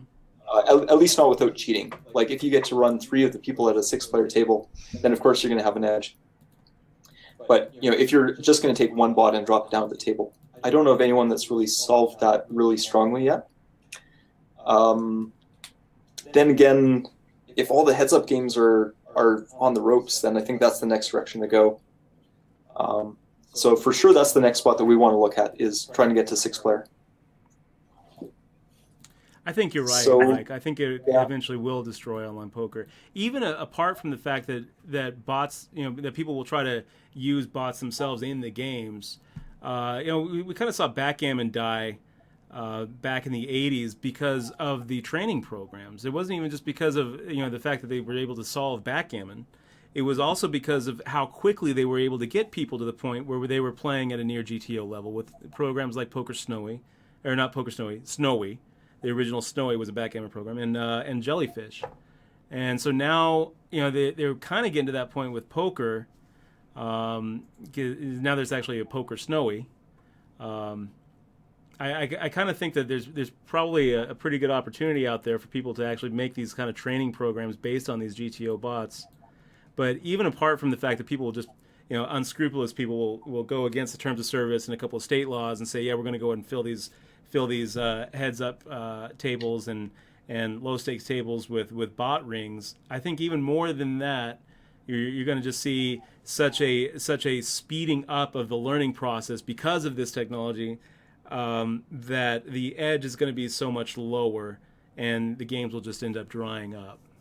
One of the things that Snowy was really good at doing back in the day was showing not only, you'd be able to feed in a backgammon match, and would show not only who had the edge, but how big that edge was. And it was just so powerful. Like if we get to the point, and it looks like we're right around there, where we can do that with no limit heads up matches, then it's just gonna kill those heads up games. And it does seem like it's just a matter of time before all online poker kind of goes the way of backgammon. But live poker will always be around. I think. I mean, it's gonna maybe not always. I mean, I guess eventually we'll probably have robots who can read voice inflection and pupil dilation and adjust to MTT situations and pass off as human in the World Series of Poker. But I think we're probably at least a few years away from that. Yeah. Even actually just what you said about people getting trained up, right? So yeah, if you practice a lot against the bot and really refine your game, and everyone else does too, and you sit down at a live table, then yeah, you're just going to get both raked out, right? Yeah. One thing if there's one thing to learn from these matches that I want everybody who's watching to take from this, it's you never see Deepstack limping or folding pre-flop on the button. So if you are on the button in a heads-up situation, don't fold. It just never happens. And if you're up against a guy in a heads-up situation who folds his button, then he's making a mistake.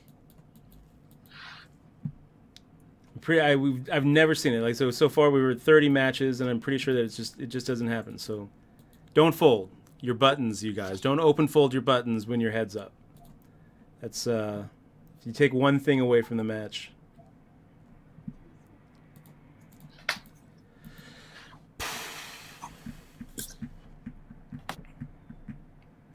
So, Mike, you said that you earned your PhD last year. How long do you think that you're going to stick with the university?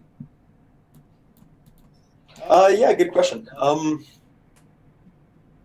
Let's see. So I finished up at the university. After that, I started working for a company called Kojitai, who does AI research.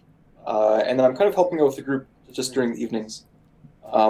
It's mostly the other people in the room here, actually, that are the current people that are working on Deepstack itself. And are you both back there? Are you both students in the university still? I'm a postdoc now. I'm a student, so I'm a second year PhD student. All right, very cool. And so, as a postdoc, do you have do you work outside the university as well, or are you staying in? Right now, I'm just with the university. So I essentially, when this project was starting up, I was finishing my PhD, and there was the question of how much manpower we had, and I wanted to stay on and make this happen. So I did, and so I'm here. Any plans for after? Not specifically yet, but like we're kind of figuring out what the next thing is after this now anyway. So I'm mostly just kind of going with whatever is interesting right now, because like right now all of the Deepstack stuff is really fun to run these matches and see what's happening, and I'm not really in a rush to go to the next thing. So kind of run this out while it's fun and entertaining, and then find the next thing. Thought that might have been it. We might have gotten our one right there. We flopped the set, and Deepstack had a pair. You'll get there. He got away from it. He was able to. She was able to fold the river. Nice, correct fold on the river.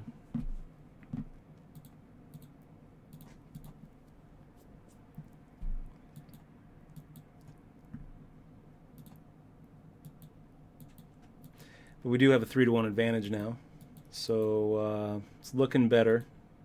Looking better for humanity, you guys.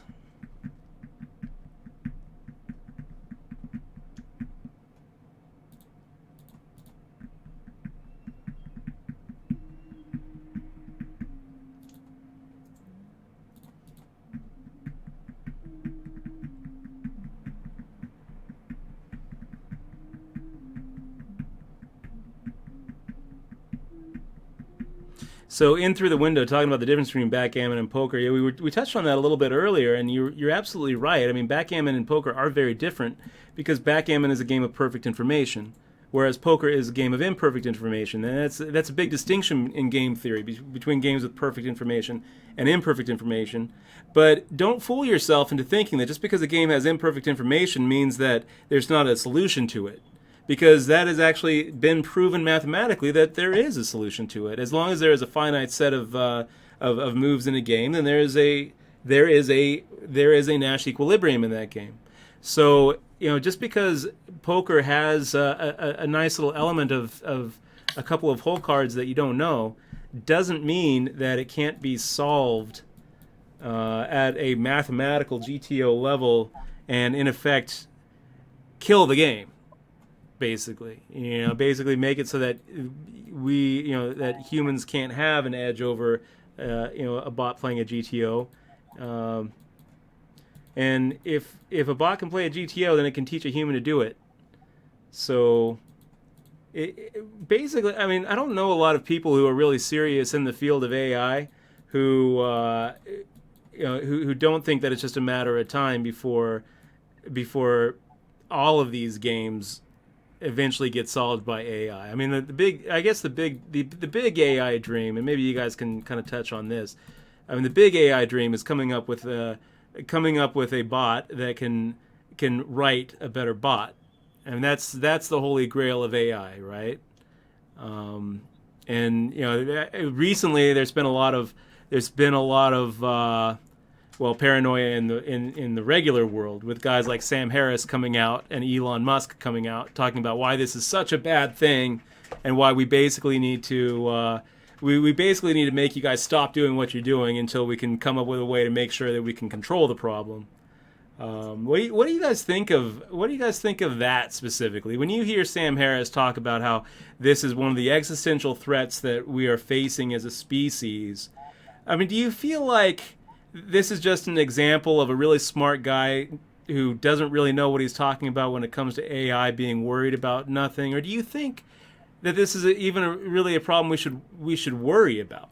Like, is this something that maybe like it doesn't even really matter because it's kind of like it's kind of like gorillas, well, not gorillas, but like Homo erectus saying let's not breed because we're going to come up with a better version of ourselves that'll wipe us off of the face of the map. Yeah, so it's definitely an important question. I think most of the people that actually work on AI directly, like the actual researchers that work on it day to day, as opposed to people like Elon Musk, who is, of course, wicked smart, but not an AI researcher. Is he though? Like, Oh yeah. Okay. Yeah, I That's think good. he is. It's good to Yeah. it's good to hear. Like I don't know. Like, I sometimes wonder, like when he says stuff like, "Well, I'm pretty sure we're living in a simulation." I'm like, are you smart, or are you just repeating stuff that you heard smart people say? I don't know. He's certainly charismatic. He has a pretty good track record of actually getting stuff done, right? Like, PayPal, Tesla, SpaceX, the OpenAI stuff. So a lot of the researchers that actually work on AI, I think, are not nearly as worried as the people that don't. And maybe it's just because, we get to see all the really stupid things that AI does too, or have a good sense of exactly how far there is to go. It's kind of funny, right? Like, Deepstack can play a really good game of poker, and AlphaGo can play a really good game of Go, and Deep Blue plays really good chess. But in a lot of other ways, like, there is, less intelligence than them than there is in like a fly, right? Yeah. So, yeah. So I think we're not as concerned about imminent rise of machines as being an actual threat that could happen, or even that if we do manage to have some sort of breakthrough and have intelligent robots that they'll be as evil as we suspect, or as unethical as we fear.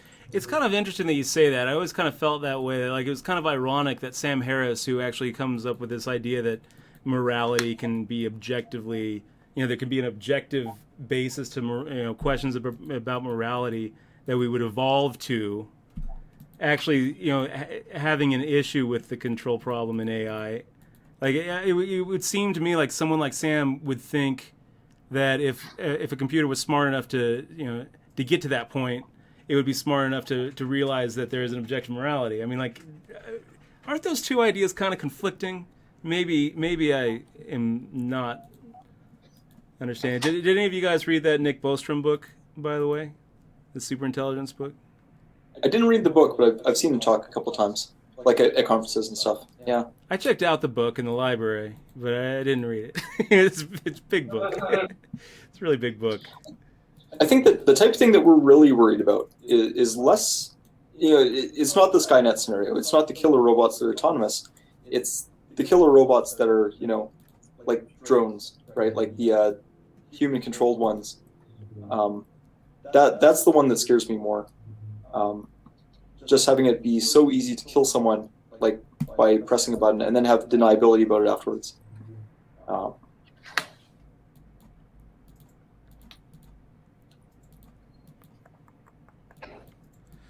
This match is going back and forth, you guys. I thought I had it, and then it came right back, and now we've got the edge again. I guess the issue about the robots don't tilt either, Robots don't tilt. I think humans tilt, and they spew, and they play into your traps. You think a robot security guard would have beaten up that doctor on the flight? He would have just killed him. No, I don't think so. Like, what robot would ever look at this and say, "Okay, I know what the plus EV move here is. Oh, Jesus. Everybody, get your cameras out. We're gonna make this is the plus EV move." Okay, Yeah, they good. could have saved a lot of money by offering, yeah, a little bit more. Like, however much it would have cost to get someone to walk off that flight, See, they're going to pay 1,000 times. this is what I would like to see. I would like to see a heist movie where it turns out that David Dow, it's like all a big heist against United, where they set up the whole thing with like the pilot, David Dow, and 3 security guards. And so you need 5 men, and then like they shorted the stock right before, and the whole thing was just a huge setup. That would be such a pure heist.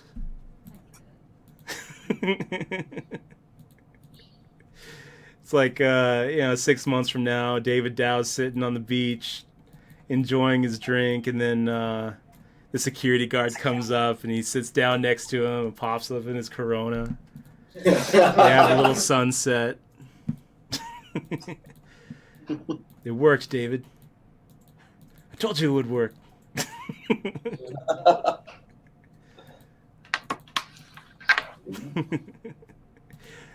All right. Lion 19898. It does say 40 already. That is not a mistake. It's not a bug. We've gotten our ass kicked against Deepstack, and it's so deflating. But now we're just trying to salvage this one last match, so that when they report on how their bot did, we at least don't do worse than the 2+2 guys. It's really, at this point, we're not really even playing Deepstack. We're just playing 2+2. It's pretty much what we're doing here.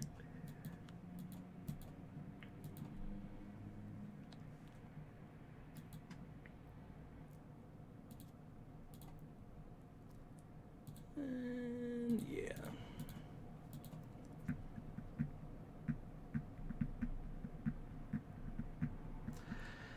Interesting flop. Pretty wet.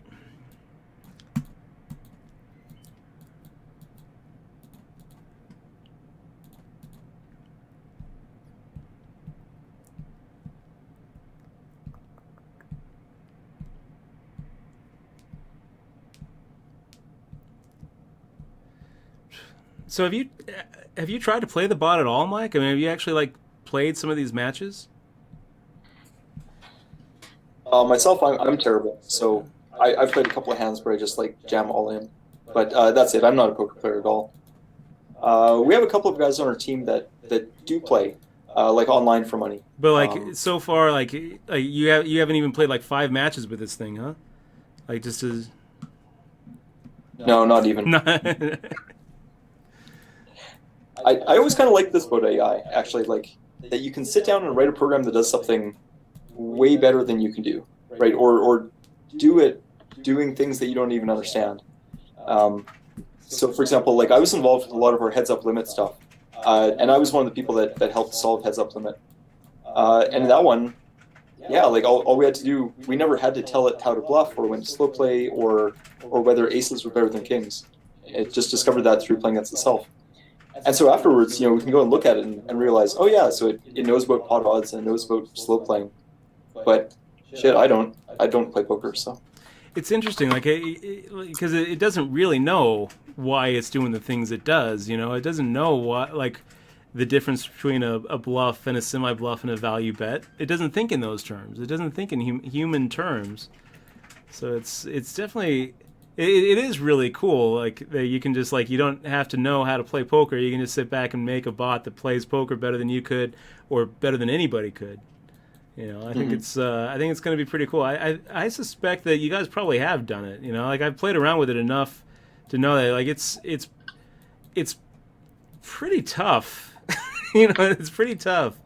It's not like when you're playing against a human that you have an edge on. The human gets destroyed because it folds way too much, or it doesn't bluff, or it never check raise bluffs, and it's really cool watching Deepstack do stuff that humans like. Deepstack takes lines that humans wouldn't ever take ever, and it puts you in really tough spots. It's really like playing an alien. It really is, and it's pretty cool. And like humans will do stuff that I think probably, I hope that maybe, we'll still give, like, the edge to humans for a while, like be able to like make bets that will set up future bluffs. I just wonder like how. Yeah, it is really kind of like chess where you're seeing moves ahead. I'd like to think that the humans can still find an edge somehow in those spots, but I don't know. You guys might have done it. You guys might have gotten to the point where you could slap this into those Vegas heads-up machines, and instead of playing limit, they're playing no limit. You guys have any patents on this? Any of the technology you guys have built so far? We don't. No, we publish all the stuff that we do. So yeah, I know those machines that you were talking about. I saw those last time I was in Vegas. I think that company actually has the patent on having like the real video poker machines. That's kind of silly. IP is weird. Yeah. But yeah, those I think the machines spot- are over like Venetian and Bellagio. Every once in a while, The I'll spot see that a poker was- player like sitting down playing it, and I'm like, I wonder why. Like, where's the edge here? Like, do you really think that you're beating this limit hold'em bot? They have a limit one, right? Yeah, it's all limit. It's all limit. They don't have like the no limit That you machines can out play yet. in public. Where's the website? How can you link that? Oh, you're talking about theirs. Yeah. Can they link it? Yeah. Could you guys type in the link to the limit bot that you guys have that people could actually play? Yeah, absolutely. Can you guys post it? Yeah, those heads-up limit machines that are in the casinos. At the same time, I can believe that they're probably superhuman, and at the same time, I would not be at all surprised if they have a big leak. And the reason is just because if I think about where we were, like technology-wise, at the same time that their machines came out, our very best programs were still beatable for like 6 big bets per 100. So even if, like, I think it's even generous to say that there was as far ahead as we were at the time. But even if they were, that's, if you could do it, that's a strategy you'd love to sit down and play against and win 6 big blinds per 100 every hand. So I don't know. I don't think it's solved. But I think the only way that you'd be able to exploit that is if, like, one of their machines fell off the back of a truck, and if you went and dug the strategy out of it and had a close look.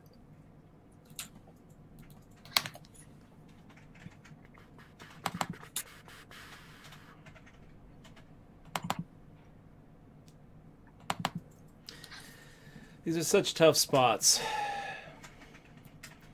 It's like so the human opponent might slow play the queen or the jack so that you would catch up.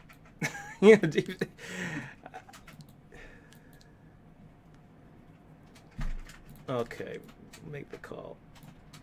Nice hand there, Deepstack.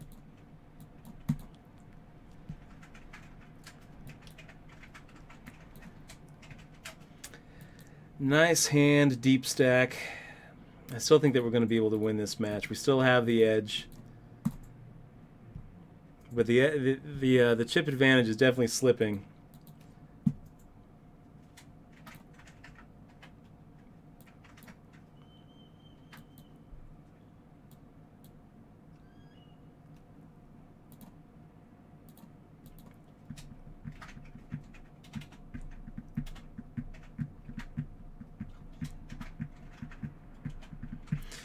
Dottie B, good to see you in the stream, by the way.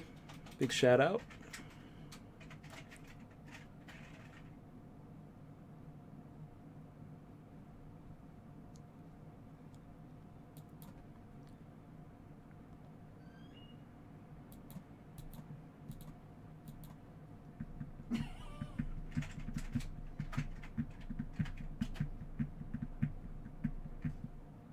Yeah, Dutch, why you don't bet?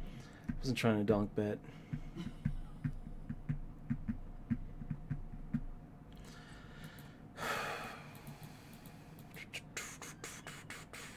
You can't count, Lion, you can't count on C-bets from Deepstack like you can with pre-flop human aggressors. He just doesn't do it. Gosh, am I really folding this hand? Fourth pair, jack kicker. Am I just letting Deepstack just run over me? Yeah. Nice bluff. Ah! Did he bluff you? Oh, yeah. Oh no. Oh, yeah. Oh no.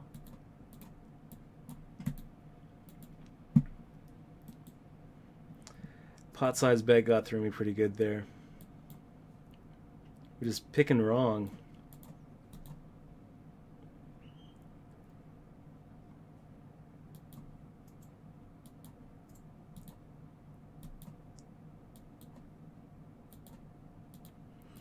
So now it's all pretty much evened up again. But there's no antes, right? Or is there? No. Do you No think it'd be antes in different this if there's thing. antes? I don't think so.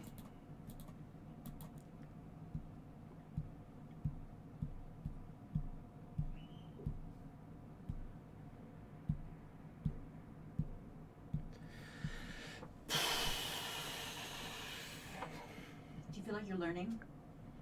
Do you feel like you're learning about poker when you play this touch? No. I don't really feel like I'm learning much. I feel like I'm just getting my ass handed to me, and Do you feel like you have to read more books? yeah. I guess I need to read the new Zachary Elwood books. How to read poker bots? Yeah. You should write a new book, How to Read Bots.